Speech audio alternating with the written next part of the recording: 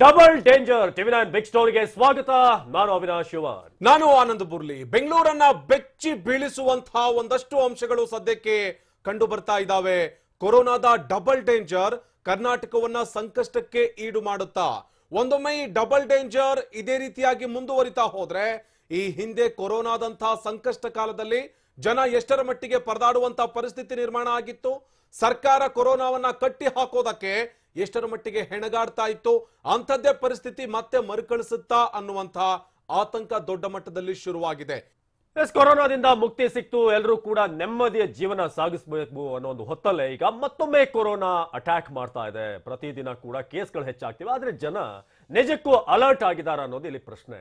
ಯಾಕಂದ್ರೆ ಒಂದಷ್ಟು ಟೈಮ್ ಇರುತ್ತೆ, ಅದು ಪೀಕ್ ಟೈಮ್. ಕೊರೋನಾಗೆ ಒಂದಷ್ಟು ತಿಂಗಳು ಪ್ರತಿ ವರ್ಷ, ಅಂದ್ರೆ ಹೋದ ವರ್ಷ ನಾವು ನೋಡಿದ್ವಿ, ಪ್ರತಿ ಬಾರಿ ಇದೇ ರೀತಿಯಾಗಿ ಒಂದಷ್ಟು ಔಟ್ ಬ್ರೇಕ್ ಆಗೋದು ನಾವು ನೋಡ್ತಾ ಇರ್ತೀವಿ, ಹಲವಾರು ಈ ವೈರಸ್ಗಳು. ಆದ್ರೆ ಕೊರೋನಾ ವೈರಸ್ ವಿಶ್ವವ್ಯಾಪಿ ಆಗಿದೆ. ಅದರಲ್ಲೂ ಕೂಡ ಭಾರತದಲ್ಲಿ, ಕರ್ನಾಟಕದಲ್ಲಿ ಎರಡನೇ ದಾಳಿ ಯಾವ ರೀತಿಯಾಗಿದೆ ಅಂತಂದ್ರೆ 1000ಕ್ಕಿಂತ ಹೆಚ್ಚಿನ ಕೇಸ್ಗಳು ಪ್ರತಿದಿನ ಬರ್ತಾ ಇದೆ. ಆದ್ರೆ ಜನ ಎಷ್ಟು ಮಟ್ಟಿಗೆ ರೂಲ್ಸ್ ಗಳನ್ನ ಫಾಲೋ ಮಾಡ್ತಿದ್ದಾರೆ, ಕೊರೋನಾ ಭೀತಿ ಇಲ್ಲದೆ ಸುತ್ತಾಟ ಓಡಾಟ. ಬೆಂಗಳೂರಿನಲ್ಲಿ ಕೊರೋನಾ ವೈರಸ್ ಮತ್ತೆ ರಿಎಂಟ್ರಿ ಪಡೆದಿರುವಂತಹ ವಿಚಾರದಲ್ಲಿ ಎಷ್ಟು ಮಟ್ಟಿಗೆ ಭಯ ಇದೆ ಜನರಿಗೆ, ಎಷ್ಟು ಮಟ್ಟಿಗೆ ಈ ಲಕ್ಷ್ಯ ವಹಿಸಿದ್ದಾರೆ ಅಂತ, ಮುಂಜಾಗ್ರತೆ ವಹಿಸಿ ಬಂದರೂ ಕೂಡ, ಮುಂಜಾಗ್ರತೆ ವಹಿಸಿ ಅಂತ ತಿಳಿಸಿದ್ರು ಕೂಡ ಮಾರ್ಕೆಟ್ಗಳಲ್ಲಿ ಜನಜಂಗುಳಿ, ಜಿಲ್ಲೆಗಳಲ್ಲಿ ಕೊರೋನಾ ಎರಡನೇ ಅಲೆ ವ್ಯಾಪಿಸ್ತಾ ಇದೆ.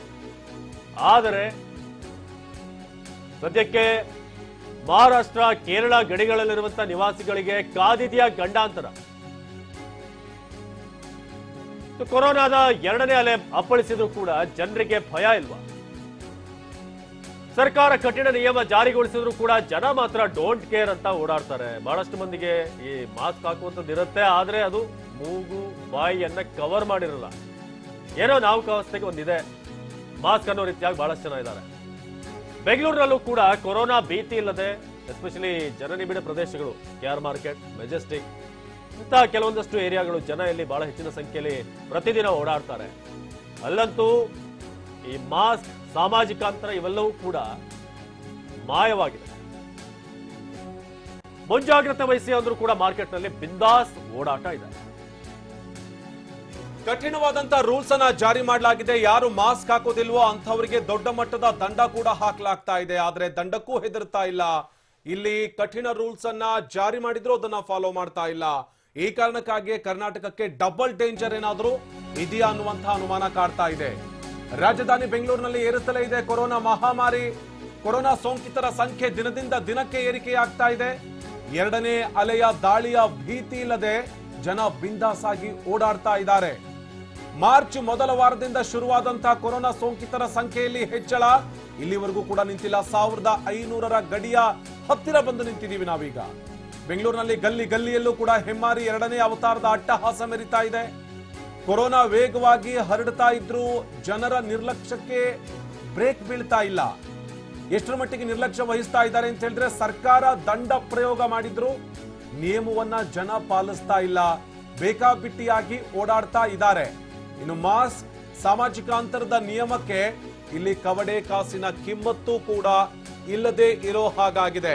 ಬೆಂಗಳೂರಿನಲ್ಲಿ ದಿನದಿಂದ ದಿನಕ್ಕೆ ಇಲ್ಲಿ ಸೋಂಕಿತರ ಸಂಖ್ಯೆ ಜಾಸ್ತಿ ಆಗ್ತಾ ಇದೆ. 100-200 ಬರ್ತಾ ಇದ್ದಂತಹ ಸೋಂಕಿನ ಸಂಖ್ಯೆ 1500ರ ಗಡಿಯ ಹತ್ರ ಬರ್ತಾ ಇದೆ. ಬೆಂಗಳೂರಿನಲ್ಲಿ ದಿನದಿಂದ ದಿನಕ್ಕೆ ಏರುತ್ತಲೇ ಇದೆ ಸೋಂಕಿತರ ಸಂಖ್ಯೆ.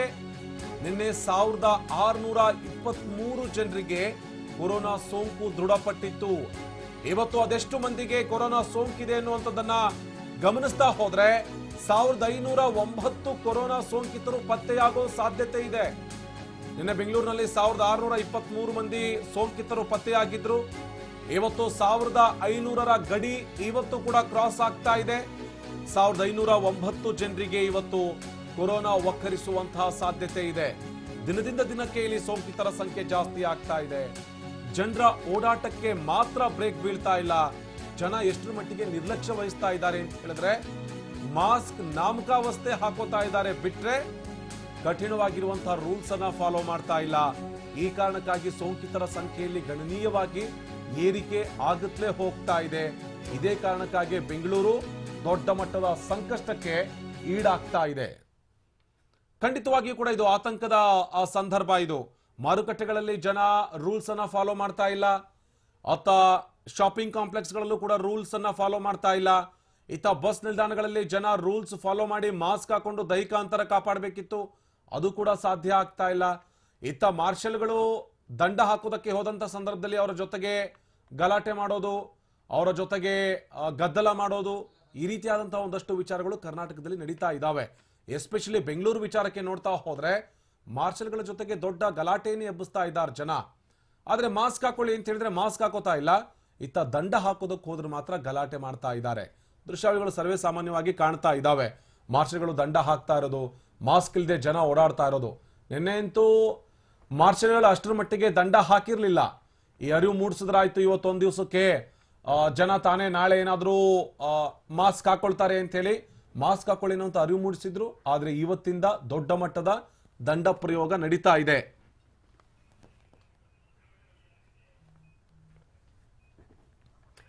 ಈಗ ನೋಡ್ತಾ ಇದ್ರಿ ಯಾವ ರೀತಿಯಾಗಿ ಜನ ಇದ್ದಾರೆ. ಮಾರ್ಷಲ್ಗಳು ಪ್ರತಿ ಏರಿಯಾಗಳನ್ನು ಕೂಡ ಹೋಗಿ ಎಲ್ಲರನ್ನೂ ಕೂಡ ಕಣ್ಗಾವಲಲ್ಲಿ ಇಟ್ಕೊಳ್ಬೇಕು ಅಂತಂದ್ರೆ ಅದು ಬಹಳ ಕಷ್ಟ. ಜನ ಕೂಡ ಅದಕ್ಕೆ ಸಹಕಾರ ಕೊಡಬೇಕಾಗುತ್ತೆ.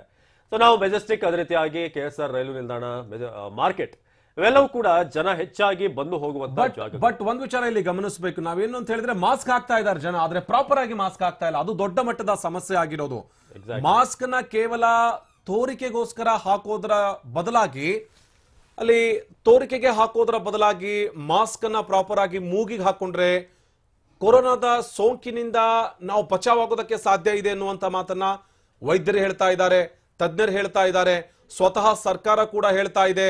ಗಂಭೀರವಾಗಿ ತೆಗೆದುಕೊಳ್ಳಿ, ನಿಯಮಗಳನ್ನ ಪಾಲಿಸಲೇಬೇಕಾದಂತ ಅನಿವಾರ್ಯತೆ ಇದೆ, ಆ ನಿಯಮಗಳನ್ನ ಪಾಲಿಸಿ ಅನ್ನುವಂತ ಮಾತನ್ನ ಹೇಳ್ತಾ ಇದೆ. ಆದ್ರೆ ಸರ್ಕಾರ ಇಲ್ಲಿವರೆಗೂ ಕೂಡ ಹೇಳ್ತಾ ಬರ್ತಾ ಇದೆ, ದಂಡ ಕೂಡ ಹಾಕ್ತಾ ಇದೆ. ಆದ್ರೆ ಜನ ಮಾತ್ರ ಮಾಸ್ಕ್ ಅನ್ನ ಹಾಕೊಳ್ಳುವಂತದನ್ನ ಮರಿತಾ ಇದ್ದಾರಾ ಅನ್ನುವಂತ ಅನುಮಾನ ಕಾಡ್ತಾ ಇದೆ.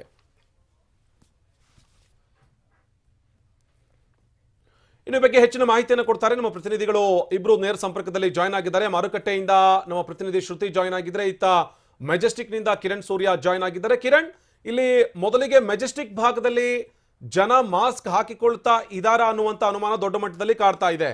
ನಿನ್ನೆ ಚೆಕ್ ಮಾಡಿದಂತ ಸಂದರ್ಭದಲ್ಲಿ ಚಾಲಕರು ಹಾಕ್ತಾ ಇರಲಿಲ್ಲ, ನಿರ್ವಾಹಕರು ಹಾಕ್ತಾ ಇರಲಿಲ್ಲ, ಒಳಗಡೆ ಇದ್ದಂತ ಪ್ರಯಾಣಿಕರು ಕೂಡ ಹಾಕ್ತಾ ಇರಲಿಲ್ಲ. ಇವತ್ತೇನಾದ್ರೂ ಕಟ್ಟುನಿಟ್ಟಾಗಿ ಮಾಸ್ಕ್ ಹಾಕ್ತಾ ಇದ್ದಾರಾ ಕಿರಣ್?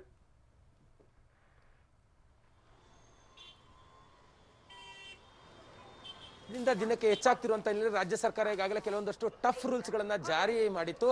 ಈ ಒಂದು ರೂಲ್ಸ್ ಗಳನ್ನ BBMP ಆರೋಗ್ಯ ಇಲಾಖೆ ಹಾಗೂ ಜನರು ಫಾಲೋ ಮಾಡ್ತಿದ್ದಾರೆ ಅಂತೇಳಿ ಇವತ್ತು ಬೆಳಗ್ಗಿನಿಂದಲೇ ಕೂಡ TV9 ಒಂದು ರಿಯಾಲಿಟಿ ಚೆಕ್ಕಿಗೆ ಮುಂದಾಗಿತ್ತು. ನೀವು ಹೇಳಿದಾಗೆ ಅಂದ್ರೆ ಮೆಜೆಸ್ಟಿಕ್ ನ ಅಂದ್ರೆ ಕ್ರಾಂತಿವೀರ ಸಂಗೊಳ್ಳಿ ರಾಯಣ್ಣ ರೈಲ್ವೆ ನಿಲ್ದಾಣ ಇರಬಹುದು, ಮೆಜೆಸ್ಟಿಕ್ ನ BMTC ಬಸ್ ಸ್ಟ್ಯಾಂಡ್ ಮತ್ತೆ KSRTC ಬಸ್ ಸ್ಟ್ಯಾಂಡ್ ಗಳಲ್ಲಿ ಅಂದ್ರೆ ನೀವು ಹೇಳಿದಾಗೆ ನಿನ್ನೆ ಅಷ್ಟೇ BMTC conductor driver, KSRTC conductor ಡ್ರೈವರ್ಗಳು ಮತ್ತೆ ಅಧಿಕಾರಿಗಳ ಯಾರು ಕೂಡ ಮಾಸ್ಕ್ ಅನ್ನ ಧರಿಸದೆ ಓಡಾಡ್ತಿದ್ರು ಅನ್ನೋಂತ ಒಂದು ಮಾಹಿತಿನ TV9 ನಿನ್ನೆ ಅಷ್ಟೇ ಬೆಳಕಿಗೆ ತಂದಿತ್ತು. ಈ ಹಿನ್ನೆಲೆ ಎಚ್ಚೆತ್ತುಕೊಂಡಿರುವಂತಹ ಆಡಳಿತ ಮಂಡಳಿ ಯಾರು ಮಾಸ್ಕ್ ಅನ್ನ ಧರಿಸೋದಿಲ್ಲ ಅವರಿಗೆ ಅಂದ್ರೆ ಡ್ಯೂಟಿ ಕೊಡೋದಿಲ್ಲ ಅನ್ನೋಂತ ಒಂದು ಕಟ್ಟುನಿಟ್ಟಿನ ಆದೇಶ ಕೂಡ ನಿನ್ನೆ ಹೊರಡಿಸಿದೆ ಅನ್ನೋಂತ ಮಾಹಿತಿ ಈಗಾಗಲೇ ಲಭ್ಯವಾಗ್ತಿರುವಂತದ್ದು. ಆ ಹಿನ್ನೆಲೆಯಲ್ಲಿ KSRTC BMTC ಸಿಬ್ಬಂದಿಗಳೆಲ್ಲರೂ ಕೂಡ ಇವತ್ತು ಬೆಳಗಿನಿಂದಲೇ ಮಾಸ್ಕ್ ಅನ್ನ ಧರಿಸಿ ಡ್ಯೂಟಿಗೆ ಹಾಜರಾಗ್ತಿರುವಂತದ್ದು. ಒಂದಾದ್ರೆ ಕ್ರಾಂತಿವೀರ ಸಂಗೊಳ್ಳಿ ರಾಯಣ್ಣ ನಿಲ್ದಾಣದಲ್ಲಿ ಅಂದ್ರೆ ಕೇರಳ ಹಾಗೂ ಮಹಾರಾಷ್ಟ್ರದಿಂದ ಬರುವಂತ ಟ್ರೈನ್ಗಳೇನಿದೆ ಅದ್ರ ಮೇಲೆ ಹೆಚ್ಚಿನ ನಿಗಾ ವಹಿಸಿರುವಂತದ್ದು. ಮತ್ತೆ ಬೇರೆ ಬೇರೆ ಜಿಲ್ಲೆಗಳಿಂದ ಕ್ರಾಂತಿವೀರ ಸಂಗೊಳ್ಳಿ ರಾಯಣ್ಣ ರೈಲ್ವೆ ನಿಲ್ದಾಣಕ್ಕೆ ಬರುವಂತ ಟ್ರೈನ್ ಏನಿದೆ, ಟ್ರೈನ್ ನಲ್ಲಿ ಬರುವಂತ ಪ್ರಯಾಣಿಕರನ್ನ ಪ್ರತಿಯೊಬ್ಬರನ್ನು ಕೂಡ ಕೊರೋನಾ ಸೋಂಕು ಇದೆಯಾ ಇಲ್ವಾ, ಅವರಲ್ಲಿ ಏನಾದ್ರೂ ರೋಗದ ಲಕ್ಷಣಗಳಿದೆಯಾ, ಶೀತ ಜ್ವರ ಕೆಮ್ಮು ಅಂತ ಒಂದು ಪರೀಕ್ಷೆಯನ್ನು ನಡೆಸಿ ಆ ತರದ ಪ್ರಯಾಣಿಕರನ್ನ ಇಲ್ಲಿ ಒಂದು ಕೊರೋನಾ ಅವರ ಸ್ವ್ಯಾಬ್ ಅನ್ನು ತೆಗೆದುಕೊಂಡು ಕೊರೋನಾ ಟೆಸ್ಟ್ಗೆ ಒಳಪಡ್ತಾ ಇರುವಂತದ್ದು. ಸದ್ಯ ನಾನೀಗ ಕ್ರಾಂತಿವೀರ ಸಂಗೊಳ್ಳಿ ರಾಯಣ್ಣ ರೈಲ್ವೆ ನಿಲ್ದಾಣದ ದ್ವಾರದಲ್ಲಿ ನಿಂತ್ಕೊಂಡಿದ್ದೀನಿ. ನಾವು ಈಗ ದೃಶ್ಯದಲ್ಲಿ ನೋಡ್ತಾ ಇರುವಂತೆ 7 ರಿಂದ 8 ಕೌಂಟರ್ಗಳನ್ನ ಈಗಾಗಲೇ ಕೂಡ ಆರೋಗ್ಯ ಇಲಾಖೆ ಮತ್ತೆ BBMP ಸಿಬ್ಬಂದಿಗಳು ಇಲ್ಲಿ ಒಂದು ನಿಯೋಜನೆಯನ್ನು ಕೂಡ ಮಾಡ್ಕೊಂಡಿರುವಂತದ್ದು. ಅಂದ್ರೆ ಟ್ರೈನ್ ನಿಂದ ಯಾರ್ಯಾರು ಒಂದು ಪ್ರಯಾಣಿಕರು ಬರ್ತಾರೋ ಅವರೆಲ್ಲರನ್ನೂ ಕೂಡ ಇಲ್ಲಿ ಕರೆತಂದು ತಪಾಸಣೆಯನ್ನು ನಡೆಸಿ ಅವರ ಆಧಾರ್ ಕಾರ್ಡ್ ನಂಬರ್ನ ಪಡ್ಕೊಂಡು ಅವರ ಮೊಬೈಲ್ ಸಂಖ್ಯೆಯನ್ನು ಪಡ್ಕೊಂಡು ಅವರಿಗೆ ಒಂದು OTP ನ ಸೆಂಡ್ ಮಾಡಿ ಅವರೆಲ್ಲರಿಗೂ ಕೂಡ ಸ್ವ್ಯಾಬ್ನ ಪಡ್ಕೊಳ್ತಾ ಇದ್ದಾರೆ. ಸ್ವ್ಯಾಬ್ನ ಪಡ್ಕೊಂಡು ಇಲ್ಲಿಂದ ಅವರನ್ನ ಕಳಿಸ್ತಾ ಇರುವಂತದ್ದು. ಹಾಗೂ ಇಲ್ಲಿ ಪ್ರಯಾಣಿಕರು ಯಾರು ಮಾಸ್ಕ್ ಅನ್ನ ಧರಿಸದೆ ಓಡಾಡ್ತಿದ್ದಾರೆ ಅವರೆಲ್ಲರಿಗೂ ಕೂಡ BBMP ಮಾರ್ಷಲ್ಗಳು 250 ರೂಪಾಯಿ ದಂಡ ಪ್ರಯೋಗವನ್ನು ಮಾಡ್ತಿದ್ದಾರೆ. ಕೆಲವೊಂದಷ್ಟು ಪ್ರಯಾಣಿಕರು ಆನಂದ್ ಇಲ್ಲಿ ಗಮನಿಸಬೇಕಾದಂತ ವಿಚಾರ ಅಂತ ಹೇಳಿದ್ರೆ ಬಿಬಿಎಂಪಿ ಮಾರ್ಷಲ್ಗಳು ದ್ವಾರದಲ್ಲೇ ನಿಂತಿದ್ದಾರೆ ಅಂತೇಳಿ ದ್ವಾರದಲ್ಲಿ ಅಂದ್ರೆ ಟ್ರೈನ್ ಇಳಿದು ದ್ವಾರಕ್ಕೆ ಏನ್ ಬರ್ತಾರೆ ದ್ವಾರದಲ್ಲಿ ಬರುವಂತ ಸಂದರ್ಭದಲ್ಲಿ ಮಾಸ್ಕ್ಗಳನ್ನ ಹಾಕುವಂತದ್ದನ್ನ ಮಾಡ್ತಾ ಇದ್ದಾರೆ. ಇಲ್ಲಿಂದ ಮುಂದಕ್ಕೆ ಅಂದ್ರೆ ರೈಲ್ವೆ ಸ್ಟೇಷನ್ ಇಂದ ಹೊರಭಾಗಕ್ಕೆ ಏನ್ ಹೋಗ್ತಾರೆ, ಹೊರಭಾಗಕ್ಕೆ ಹೋದಂತ ಸಂದರ್ಭದಲ್ಲಿ ಯಥಾವತ್ತಾಗಿ ಮಾಸ್ಕ್ ಅನ್ನ ಕೆಳಗಿಳಿಸ್ಕೊಳ್ಳುವಂತದ್ದಾಗಿರ್ಬೋದು, ಮಾಸ್ಕ್ ಅನ್ನ ತೆಗೆದು ಜೇಬಲ್ಲಿ ಇಟ್ಕೊಳ್ಳುವಂತದ್ದಾಗಿದ್ದು ಈ ತರದಕ್ಕೆ ಮುಂದಾಗ್ತಿರುವಂತದ್ದು. ಅಂದ್ರೆ ಇಲ್ಲಿರುವಂತ ಮಾರ್ಷಲ್ಗಳು ಹೇಳ್ತಿರುವಂತದ್ದು ಸಾಕಷ್ಟು ನಾವು ನಿನ್ನೆಯಿಂದಲೇ ಕೂಡ ಇವರಿಗೆ ಮೊದಲ ಹಂತದಲ್ಲಿ ಒಂದು ಮಾಹಿತಿನ ಕೂಡ ಕೊಟ್ಟಿದ್ವಿ. ಇಲ್ಲಿರುವಂತ ಪ್ರಯಾಣಿಕರಿಗೆ ಕೊರೋನಾ ಸೋಂಕು ಹೆಚ್ಚಾಗುತ್ತಿರುವಂತ ಹಿನ್ನೆಲೆಯಲ್ಲಿ ಮಾಸ್ಕ್ ನ ಧರಿಸಿ ಸಂಚಾರವನ್ನು ಮಾಡಿ ಅಂತೇಳಿ ಯಾರು ಕೂಡ ಇದನ್ನ ಮಾಡ್ಲಿಕ್ಕೆ ಮುಂದಾಗಿಲ್ಲ. ಆ ನಿಟ್ಟಿನಲ್ಲಿ ನಾವು ಇವತ್ತು ಬೆಳಗ್ಗಿನಿಂದಲೇ ಕೂಡ ಯಾರು ಮಾಸ್ಕ್ ಅನ್ನ ಧರಿಸದೆ ಬರ್ತಾರೋ ಕಟ್ಟುನಿಟ್ಟಾಗಿ 250 ರೂಪಾಯಿ ದಂಡವನ್ನು ಕಲೆಕ್ಟ್ ಮಾಡ್ಲಿಕ್ಕೆ ಮುಂದಾಗ್ತಿದ್ವಿ ಅನ್ನೋಂಥ ಒಂದು ಮಾಹಿತಿನ ಈಗಾಗಲೇ ಮಾರ್ಷಲ್ಗಳು ಕೊಡ್ತಾ ಇರುವಂತದ್ದು. ಮಾರ್ಷಲ್ಗಳ ಬಳಿಯೇ ಸಾಕಷ್ಟು ಜನರು ಕಿರಿಕಿ ಕೂಡ ಮುಂದಾಗ್ತಿರುವಂತದ್ದು. ಅಂದ್ರೆ ಮಾಸ್ಕ್ ಮೂಗಿನ ಕೆಳಭಾಗದಲ್ಲಿ ಇಲ್ಲಾಂದ್ರೆ ಕುತ್ತಿಗೆ ಭಾಗದಲ್ಲಿ ಮಾಸ್ಕ್ ಅನ್ನ ಧರಿಸಿ ಬರುವಂತವ್ರು ನಾವು ಬರುವಂತ ಸಂದರ್ಭದಲ್ಲಿ ರಶ್ ಇತ್ತು, ಇದು ಕೆಳಗೋಗಿತ್ತು ಅನ್ನೋಂಥ ಒಂದು ಸಬೂಬುಗಳನ್ನು ಕೂಡ ಹೇಳ್ತಾ ಇರುವಂತದ್ದು. ಅಂತವರಿಗೆ ಮಾರ್ಷಲ್ಗಳು ಯಾವುದೇ ತರವಾದಂತಹ ವಿನಾಯಿತಿನ ನೀಡದೆ 250 ರೂಪಾಯಿ ದಂಡವನ್ನು ಅವರಿಂದ ಕಲೆಕ್ಟ್ ಮಾಡ್ತಿರುವಂತದ್ದು. ಬಿಬಿಎಂಪಿ ಸಿಬ್ಬಂದಿಗಳು ಮತ್ತೆ ಆರೋಗ್ಯ ಇಲಾಖೆಯ ಒಂದು ಅಧಿಕಾರಿಗಳೇನಿದ್ದಾರೆ ಅವರ ಒಂದು ನೇತೃತ್ವದಲ್ಲಿ ಇಲ್ಲೇ ಒಂದು ದ್ವಾರದಲ್ಲೇ ಕ್ರಾಂತಿವೀರ ಸಂಗೊಳ್ಳಿ ರಾಯಣ್ಣ ರೈಲ್ವೆ ನಿಲ್ದಾಣದ ದ್ವಾರದಲ್ಲೇ ನಿಂತು ಅಂದ್ರೆ ಪ್ರಯಾಣಿಕರೇನು ಹೊರಭಾಗದಲ್ಲಿ ಬರ್ತಾರೆ, ಹೊರಭಾಗದಲ್ಲಿ ಬಂದಂತ ಸಂದರ್ಭದಲ್ಲಿ ಅವರೆಲ್ಲರನ್ನೂ ಕೂಡ ತಪಾಸಣೆಯನ್ನು ನಡೆಸಿ ಯಾರೆಲ್ಲಾದ್ರೂ ರೋಗದ ಲಕ್ಷಣಗಳಿದ್ರೆ ಇಲ್ಲ ಮಹಾರಾಷ್ಟ್ರ ಮತ್ತು ಕೇರಳದಿಂದ ಬರುವಂತಹ ಪ್ರತಿ ಪ್ರಯಾಣಿಕರನ್ನು ಕೂಡ ಇಲ್ಲಿ ಸ್ವಾಬ್ ಅನ್ನ ತೆಗೆದುಕೊಂಡು ಅವರ ಸಂಪೂರ್ಣ ಮಾಹಿತಿಯನ್ನ ಕಲೆ ಹಾಕ್ತಿರುವಂತದ್ದು. ಆನಂದ್ ಸಂಪರ್ಕದಲ್ಲಿ ಇರಿ ಕಿರಣ್, ಮತ್ತೆ ನಿಮ್ಮನ್ನ ಸಂಪರ್ಕಿಸ್ತೀನಿ. ಈತ ಮಾರುಕಟ್ಟೆಯಲ್ಲಿ ಮಾರ್ಕೆಟ್ಗಳಲ್ಲಿ ಎಷ್ಟರ ಮಟ್ಟಿಗೆ ಜನ ಇದ್ದಾರೆ ಅಂತ ಹೇಳಿದ್ರೆ ಜನಸಂದಣಿ ಜೋರಾಗಿದೆ. ನಿನ್ನೆ ಗಮನಿಸಿದಂತ ಸಂದರ್ಭದಲ್ಲಿ ಒಬ್ರು ಕೂಡ ಮಾಸ್ಕ್ ಹಾಕಿರ್ಲಿಲ್ಲ, ಬೇಕಾಬಿಟ್ಟಿಯಾಗಿ ಓಡಾಡ್ತಾ ಇದ್ರು. ಕೇಳಿದಂತ ಸಂದರ್ಭದಲ್ಲಿ ಮಾಸ್ಕ್ ಹಾಕಿದೀವಿ ಎನ್ನುವಂತ ಉತ್ತರ ಹೇಳ್ತಾ ಇದ್ರು. ಮಾರ್ಷಲ್ಗಳು ನಿನ್ನೆ ರಿಯಾಯಿತಿ ಕೊಟ್ಟಿದ್ರು, ಆದ್ರೆ ಇವತ್ತು ದಂಡ ಹಾಕೋದಕ್ಕೆ ಮುಂದಾಗ್ತಾ ಇದ್ದಾರೆ. ಮಾರ್ಕೆಟ್ಗಳಲ್ಲಿ ಯಾವ ರೀತಿಯಾದಂತಹ ಪರಿಸ್ಥಿತಿ ಇದೆ ಶ್ರುತಿ? ಬುರ್ಲಿ ಮಾರ್ಕೆಟ್ ನಲ್ಲಿಯೂ ಕೂಡ ನಿನ್ನೆಯಷ್ಟೇ ರಾಜ್ಯ ಸರ್ಕಾರ ಹೇಳಿದೆ, ಇವನ್ ಪೊಲೀಸ್ ಅಧಿಕಾರಿಗಳಾಗಿರ್ಬೋದು ಜೊತೆಗೆ ಮಾರ್ಷಲ್ಗಳು ಕೂಡ ಹೇಳಿದ್ದಾರೆ ನಾಳೆಯಿಂದ ಎಲ್ಲರೂ ಕೂಡ ಖಡಾಖಂಡಿತವಾಗಿ ಮಾಸ್ಕ್ ಅನ್ನ ಹಾಕೊಳ್ಬೇಕು ಅಂತ. ಆದ್ರೆ ದೃಶ್ಯಗಳಲ್ಲಿ ನೋಡ್ತಾ ಇದ್ದೀರಾ ನೀವು, ನಾನೀಗ KR ಮಾರ್ಕೆಟ್ ನ ಒಂದು ಚಿತ್ರಣವನ್ನ ನಿಮಗೆ ತೋರಿಸ್ತೀನಿ.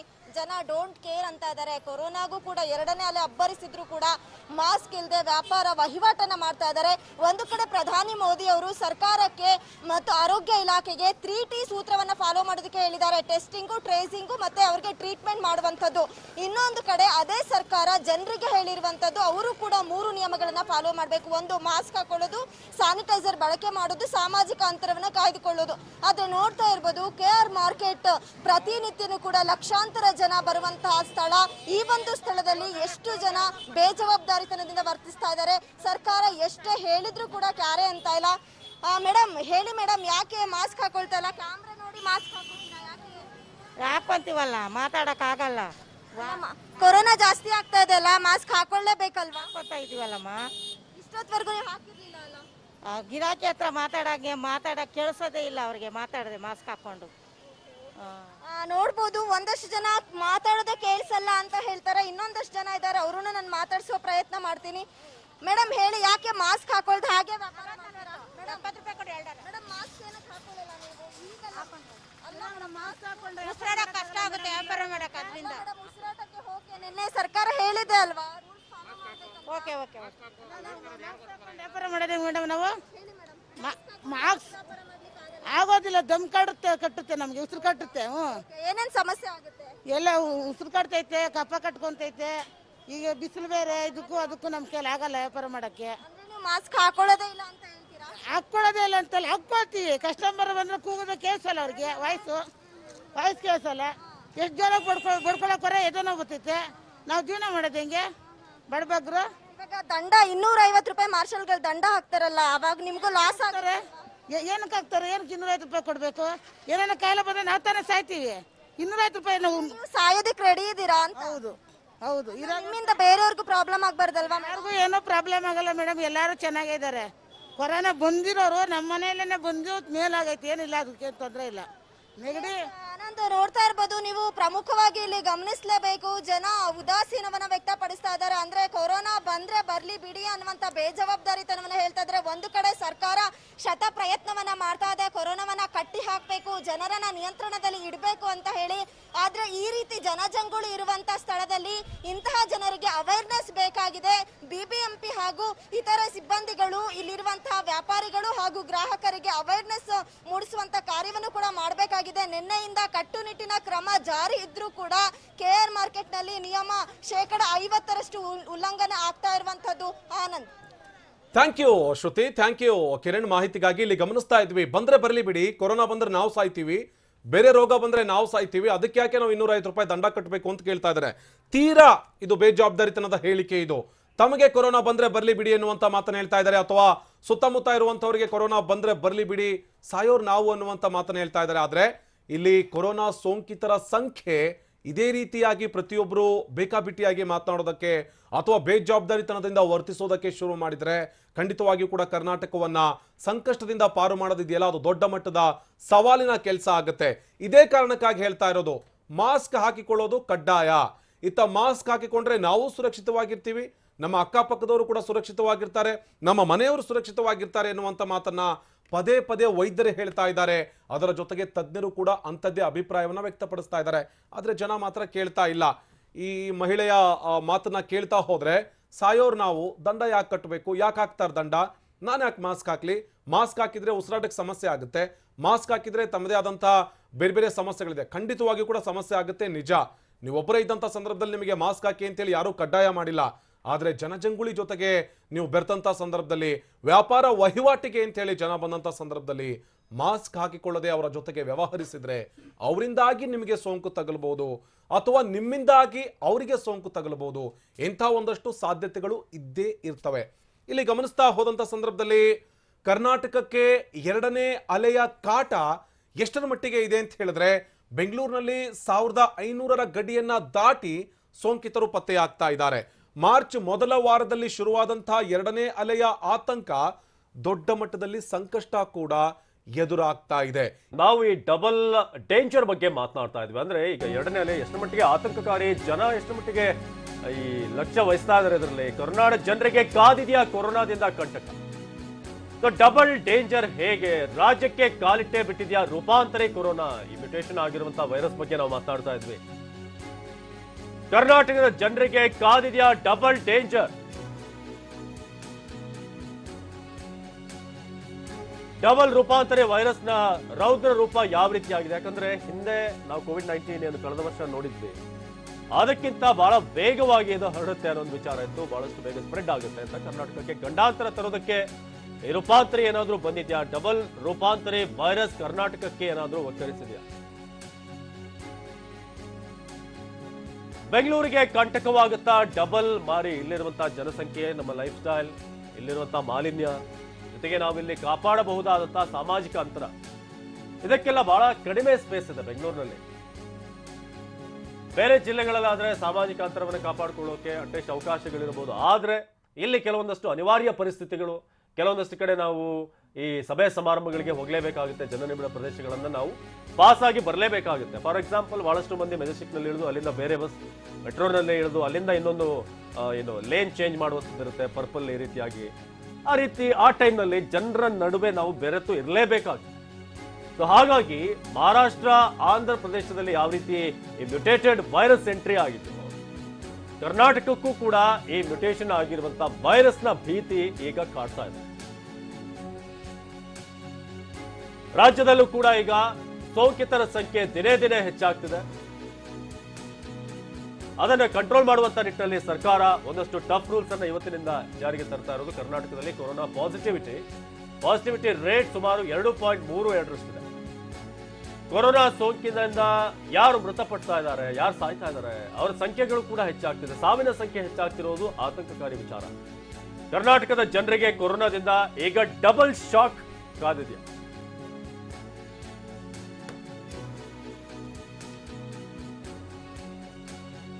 ಈ ಬಗ್ಗೆ ಮಾತನಾಡೋದಕ್ಕೆ ಸಾಕಷ್ಟು ಗಣ್ಯರು ಕೂಡ ನಮ್ಮನ್ನ ಜಾಯ್ನ್ ಆಗ್ತಿದ್ದಾರೆ. ಡಾಕ್ಟರ್ ಚೇತನ್, ಶ್ವಾಸಕೋಶ ತಜ್ಞರು, ಅವರು ಜಾಯ್ನ್ ಆಗ್ತಾರೆ. Doctor Vijaya Prabha, internal medicine, ಅದೇ ರೀತಿಯಾಗಿ ಡಾಕ್ಟರ್ ಗಿರಿಧರ ಬಾಬು, ಸಾರ್ವಜನಿಕ ಆರೋಗ್ಯ ತಜ್ಞರು, ಅವರು ಕೂಡ ನಮ್ಮನ್ನ ಜಾಯ್ನ್ ಆಗ್ತಾರೆ ಇನ್ನೇನು ಕೆಲವೇ ಹೊತ್ತಿನಲ್ಲಿ. ಇನ್ನು ಡಾಕ್ಟರ್ ರವಿ, ವೈರಾಲಜಿಸ್ಟ್, ಇವರೆಲ್ಲರೂ ಕೂಡ ಹೆಚ್ಚಿನ ಮಾಹಿತಿ, ಅಂದ್ರೆ ಸದ್ಯದ ಪರಿಸ್ಥಿತಿ ಎಷ್ಟು ಮಟ್ಟಿಗೆ ಆತಂಕಕಾರಿ, ಜನರಲ್ಲಿ ಒಂದಷ್ಟು ಅರಿವು ಮೂಡಿಸುವಂತಹ ಪ್ರಯತ್ನ TV9 ಮಾಡ್ತಾ ಇರುವಂತದ್ದು, ಯಾವುದೇ ಭೀತಿ ಹುಟ್ಟಿಸುವಂತಹ ಪ್ರಯತ್ನ ಇದು ಖಂಡಿತ ಅಲ್ಲ. ಮೊದಲು ನಾವು ಡಾಕ್ಟರ್ ಗಿರಿಧರ್ ಬಾಬು ಅವರನ್ನ ಮಾತನಾಡ್ಸೋಣ. ಡಾಕ್ಟರ್, ಎಲ್ಲರೂ ಕೂಡ ಒಂದು ನೆಮ್ಮದಿಲಿದ್ರು, ಅಂದ್ರೆ ಅಟ್ಲೀಸ್ಟ್ ಹೊಸ ವರ್ಷದಲ್ಲಿ 2021ರಲ್ಲಿ ನಾವೆಲ್ಲ ಈ ಟೆನ್ಷನ್ಗಳಿಂದ ಮುಕ್ತಿ ಹೊಂದಿ ಒಂದು ನೆಮ್ಮದಿಯ ಜೀವನ ನಡೆಸಬಹುದು ಅಂತ. ಬಟ್ ಎಲ್ಲರ ನಿರೀಕ್ಷೆ ಈಗ ತಲೆ ಕೆಳಗಾಗ್ತಾ ಇದೆ. ಮತ್ತೊಮ್ಮೆ ನಾವು ಹೋದ ವರ್ಷ ಮಾರ್ಚ್ನಲ್ಲಿ ಏನು ಪರಿಸ್ಥಿತಿಗಳನ್ನು ನೋಡ್ತಾ ಇದ್ದೀವೋ ಅದನ್ನ ಮತ್ತೆ ರಿಪೀಟ್ ಆಗೋ ರೀತಿಯಾಗಿ ಕಾಣ್ತಾ ಇದ್ದೀವಿ.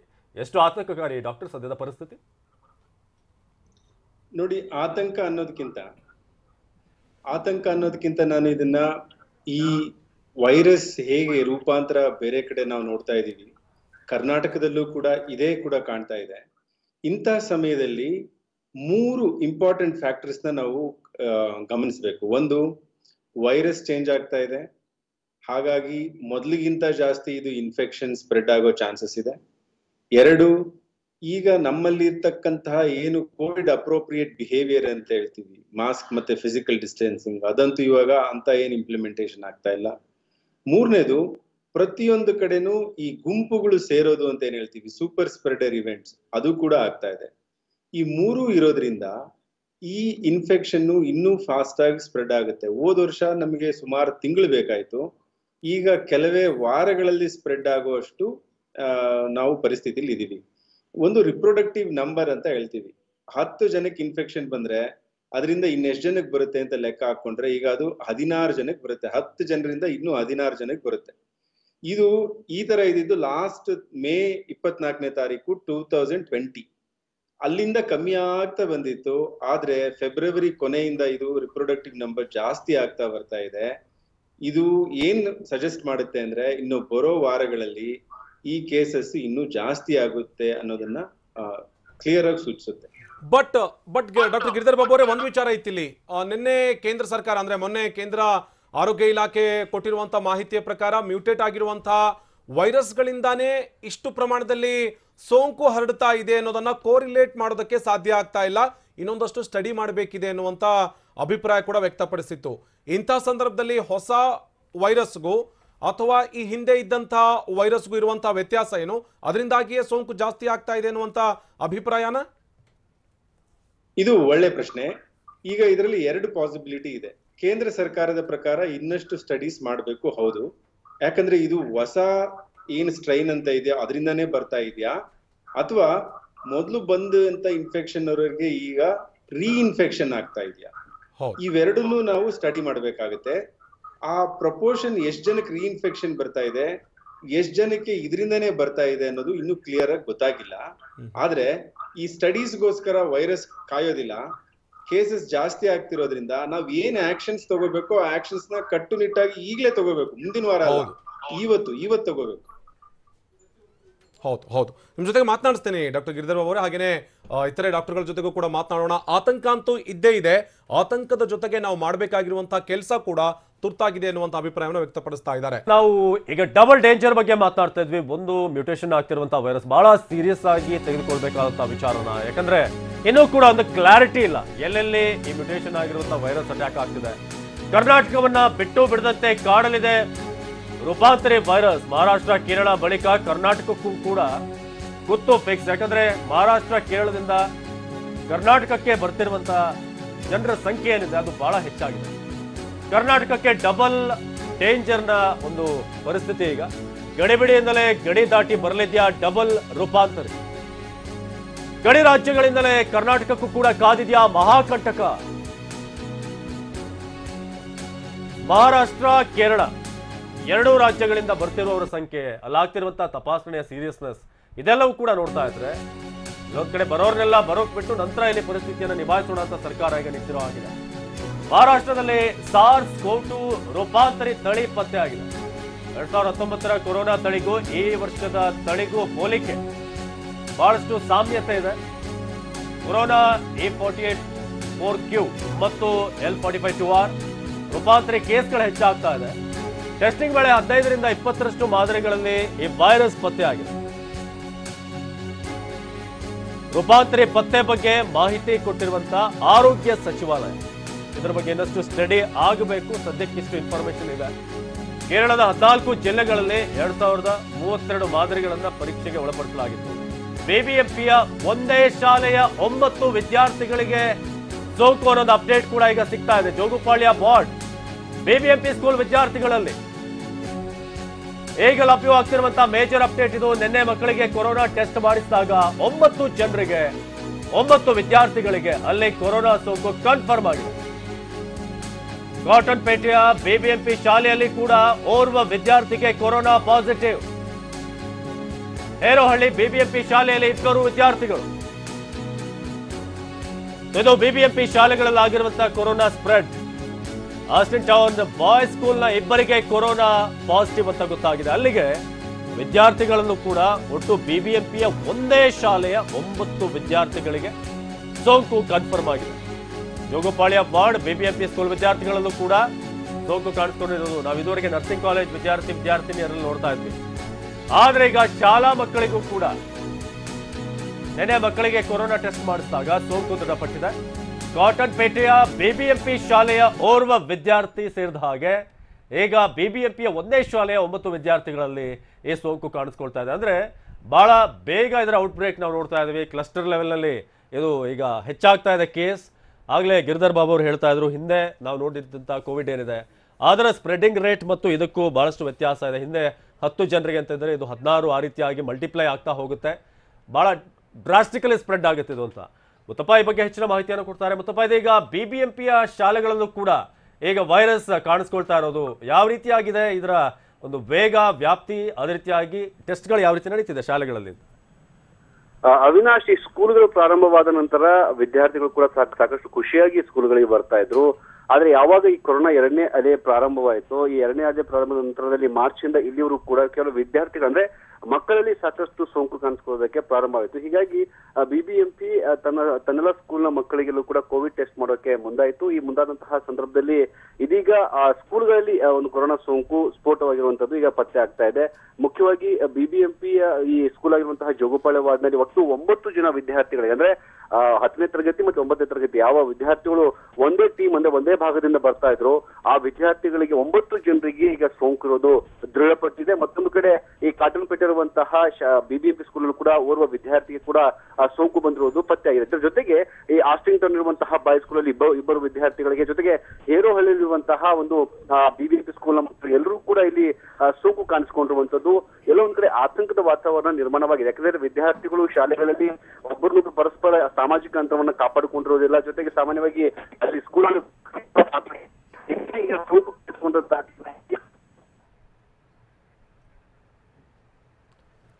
ಇಲ್ಲಿ ವಿದ್ಯಾರ್ಥಿಗಳಿಗೆ ಸೋಂಕು ತಗಲಿರೋದು ಎಲ್ಲ ಒಂದು ಕಡೆಗೆ ಆತಂಕ ಇದೆ ಎನ್ನುವಂತ ಮಾತು ಕೂಡ ಕೇಳಿ ಬರ್ತಾ ಇತ್ತು. ಶಾಲೆಗಳಿಗೆ ಮಕ್ಕಳು ಬಂದಂತ ಸಂದರ್ಭದಲ್ಲಿ ಬೇರೆ ವಿದ್ಯಾರ್ಥಿಗಳ ಜೊತೆಗೆ ಬೆರ್ತಿರ್ತಾರೆ, ತದನಂತರದಲ್ಲಿ ಮನೆಗಳಿಗೆ ತೆರಳಿತಾರೆ. ಮನೆಗಳಿಗೆ ಹೋಗಿ ಅಲ್ಲಿದ್ದಂತಹ ಮನೆಯವರಿಗೂ ಕೂಡ ಸೋಂಕೇನಾರು ಹರಡಿಸಿದ್ರಾ ಅನ್ನುವಂತ ಅನುಮಾನ ಕಾಡೋದಕ್ಕೂ ಕೂಡ ಸಾಧ್ಯ ಆಗ್ತಾ ಇದೆ.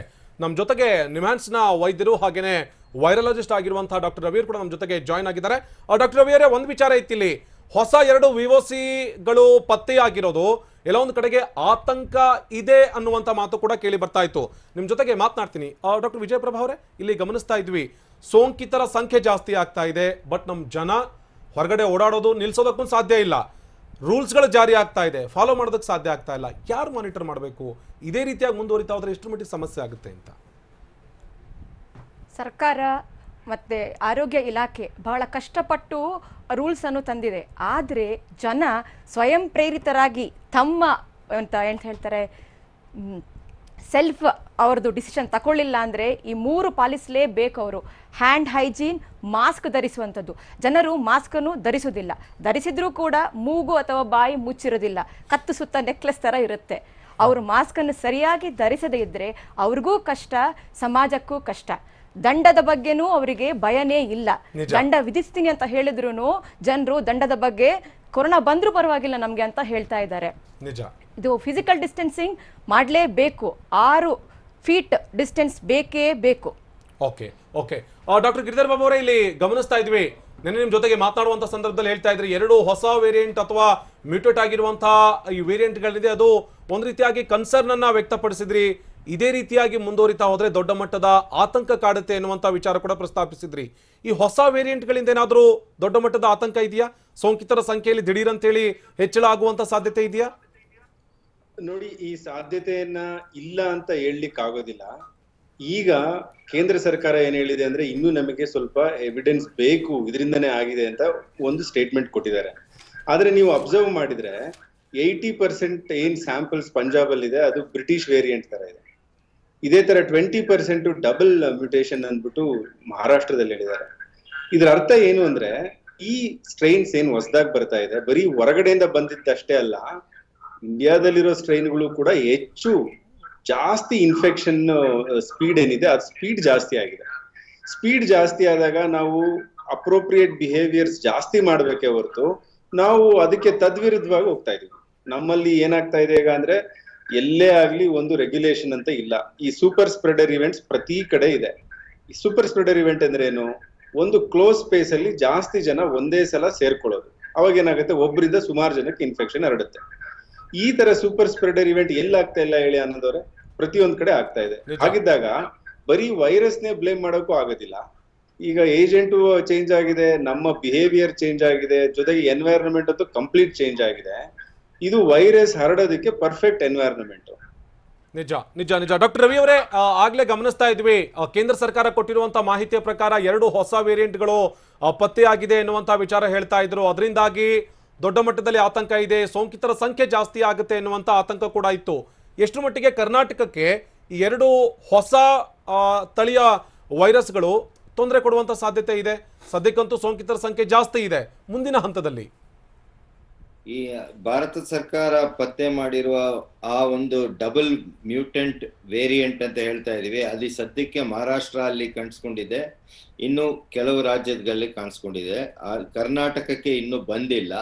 ನಾವು ಇಲ್ಲಿ ಸೀಕ್ವೆನ್ಸಿಂಗ್ ಮಾಡ್ತಾನೆ ಇದ್ದೀವಿ. UK, ಸೌತ್ ಆಫ್ರಿಕಾ ಬಿಟ್ಟು ಬೇರೆ ಯಾವುದು ವೇರಿಯಂಟ್ ನಾವು ಇಲ್ಲಿ ಕಂಡುಹಿಡಿದಿಲ್ಲ. ಸೊ ಇದು ಇವಾಗ ನಾವು ನಿನ್ನೆಯಿಂದ ನಾವು ಇಂಟ್ರಡ್ಯೂಸ್ ಮಾಡಿದ್ದೇನೆಂದ್ರೆ, ನಮ್ಮ ಸರ್ಕಾರ ಆಚೆಯಿಂದ ಯಾವುದೇ ಸ್ಟೇಟ್ ಇಂದ ಯಾರ ಬಂದ್ರೇನು RT-PCR ನೆಗೆಟಿವ್ ಸರ್ಟಿಫಿಕೇಟ್ ತಗೊಂಡು ಬರಬೇಕು ಅಂತ ಒಂದು ನಿರ್ಧಾರ ತಗೊಂಡಿದ್ದಾರೆ. ಅದು ಬಹಳ ಒಳ್ಳೇದು. ಯಾಕಂದ್ರೆ virus moves from one place to another mainly through travel. So ಆ ಟ್ರಾವೆಲ್ ನಾವು ರೆಸ್ಟ್ರಿಕ್ಟ್ ಮಾಡಕ್ಕಾಗಲ್ಲ, ಆದ್ರೆ ಅದಕ್ಕೆ ನಿಬಂಧನೆಗಳಿಟ್ರೆ ಸ್ವಲ್ಪ ಮಟ್ಟಿಗೆ ಇದನ್ನು ತಡೆಗಟ್ಟಬಹುದು. ನಿಜ. ಬಟ್ ಕರ್ನಾಟಕದಲ್ಲಿ ಸದ್ಯಕ್ಕೆ ಕಾಣಿಸ್ಕೊಂಡಿಲ್ಲ ಅನ್ನುವಂಥದ್ದು ಒಂದು ಭಾಗ ಆದ್ರೆ, ಮುಂದೆ ಕಾಣಿಸ್ಕೊಳ್ಳಬಹುದು ಅಥವಾ ಬೇರೆ ಬೇರೆ ಭಾಗದಿಂದ ಜನ ಕರ್ನಾಟಕಕ್ಕೆ ಬಂದಂತ ಸಂದರ್ಭದಲ್ಲಿ ಅವರು ಕೂಡ ಆ ಮ್ಯೂಟೇಟೆಡ್ ವೈರಸ್ ಅನ್ನ ಕರ್ನಾಟಕಕ್ಕೆ ತರುವಂತ ಸಾಧ್ಯತೆ ಇದೆ, ಹಬ್ಬುವಂತ ಸಾಧ್ಯತೆ ಇದೆ. ಅದರಲ್ಲಿ ಡಾಕ್ಟರ್ ರವೇರಿ, ಒಂದು ವಿಚಾರ ಇಲ್ಲಿ ಏನ್ ಗಮನಿಸಬೇಕು ಅಂತ ಹೇಳಿದ್ರೆ, ಸರ್ಕಾರ ನಿಯಮ ಮಾಡ್ತಾ ಇದೆ, ಖಂಡಿತವಾಗಿಯೂ ಕೂಡ ಒಪ್ಕೊಳ್ಳೋಣ, ನಿಯಮ ಮಾಡ್ತಾ ಇದೆ, ಟಫ್ ರೂಲ್ಸ್ ಅನ್ನ ಜಾರಿಗೆ ತರ್ತಾ ಇದೆ. ಆದ್ರೆ ಮಾನಿಟರ್ ಮಾಡ್ತಾ ಇರೋದು ಯಾರು? ಇವತ್ತಿಗೂ ಕೂಡ ಮಾಸ್ಕ್ ಹಾಕೊಳ್ಳದೆ ಜನ ಓಡಾಡ್ತಾ ಇದ್ದಾರೆ, ಬೇಕಾಬಿಟ್ಟಿಯಾಗಿ ಕಾರ್ಯಕ್ರಮಗಳು ನಡೀತಾ ಇದ್ದಾವೆ. ಬರೀ ಪೇಪರ್ ಮೇಲೆ ನಿಯಮ ಅನ್ನೋದಕ್ಕಿಂತ ಅದನ್ನ ಜಾರಿ ಮಾಡಿ ಮಾನಿಟರ್ ಮಾಡುವಂತ ವ್ಯವಸ್ಥೆ ಆಗಬೇಕು, ಅದು ಆಗ್ತಾ ಇಲ್ಲ ಅನ್ನುವಂತ ಆರೋಪ ಇದೆ. ನೋಡಿ, ಸರ್ಕಾರ ಮೇಲೆ ಆರೋಪ ಹಾಕೋದು ಬಹಳ ಸುಲಭ. ಜನರಿಗೆ ಎಷ್ಟು ಮಟ್ಟಿಗೆ ಜವಾಬ್ದಾರಿ ಇದೆಯೋ ಸರ್ಕಾರಕ್ಕೆ ಅಷ್ಟು ಜವಾಬ್ದಾರಿ ಇದೆ. ಬರೀ ಸರ್ಕಾರ ಒಂದೇ ಇದನ್ನ ನಿಯಂತ್ರಣ ಮಾಡಕ್ ಆಗಲ್ಲ, ಜನರ ಸಹಕಾರ ಬೇಕು.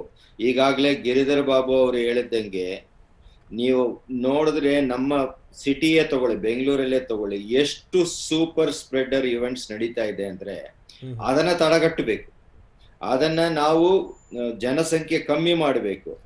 ಒಂದು ಸರ್ಕಾರ ನಿರ್ಧಾರ ತಗೊಂಡು ಆದೇಶ ಕೊಟ್ರೆ ಅದನ್ನ ಪಾಲಿಸಬೇಕಾಗಿದ್ದು ಜನರ ಜವಾಬ್ದಾರಿ, ಇಬ್ಬರಿಗೂ ಜವಾಬ್ದಾರಿ ಇದೆ. ಏನೋ ಇವಾಗ ಜನರಲ್ಲಿ ಕೊರೋನಾ ಬಂದು ಹೋಗಿದೆ, ನಮಗೆ ಇನ್ಮೇಲೆ ಏನು ತೊಂದರೆ ಇಲ್ಲ ಅಂತ ಒಂದು ಭಾವನೆ ಇದೆ ನೋಡಿ, ಅದು ಫಸ್ಟ್ ಹೊಟ್ಟೋಗ್ಬೇಕು. ಇವಾಗ ನೀವು ಕೌಂಟ್ಸ್ ನೋಡಿದ್ರೆ ಈ ತಿಂಗಳಲ್ಲಿ ಮಾರ್ಚ್ 1 ಇಂದ ಇವತ್ತು ತನಕ ನಿಮಗೆ 10 ಪಾಳು ಹೆಚ್ಚಾಗಿದೆ. ಬಿಗಿನಿಂಗ್ ಆಫ್ ಮಾರ್ಚ್ 1 and 2 ಅಲ್ಲಿ 250, 230 ಇತ್ತು ನಮ್ಮ ಸ್ಟೇಟ್ ಕೌಂಟು. ನಿನ್ನೆ 2500. ಇದನ್ನ ಜನ ಅರ್ಥ ಮಾಡ್ಕೋಬೇಕು. ಇದೇ ರೀತಿ ನಾವು ಏನು ಆಕ್ಷನ್ ತಗೊಳ್ತಾ ಇದ್ರೆ ಸರ್ಕಾರ ಕಡೆಯಿಂದಾನು ಸ್ಟ್ರಿಕ್ಟ್ ಆಗ್ಬೇಕು, ಒಪ್ಕೊಳ್ತೀನಿ. ಜನರ ಕಡೆಯಿಂದಾನು ಅವ್ರ ಪ್ರವರ್ತನೆಯಲ್ಲಿ ಬದಲಾವಣೆ ಖಂಡಿತ ಬರಲೇಬೇಕು. 10 ಪಾಳು ಹೆಚ್ಚಾಗಿದೆ. ಇದೇ ಸಿಚುವೇಶನ್ ಅಲ್ಲಿ ಇದ್ವಿ ಹೋದ ವರ್ಷ, ಆದ್ರೆ ಹೋದ ವರ್ಷ ಲಾಕ್ ಡೌನ್ ಅಲ್ಲಿ ಇದ್ವಿ, ಈ ವರ್ಷ ಲಾಕ್ ಡೌನ್ ಅಲ್ಲಿ ಇಲ್ಲ. ನಿಜ. ಸೊ ಇವಾಗ ಹರಡೋ ಸಾಧ್ಯತೆ ಬಹಳ ಹೆಚ್ಚು.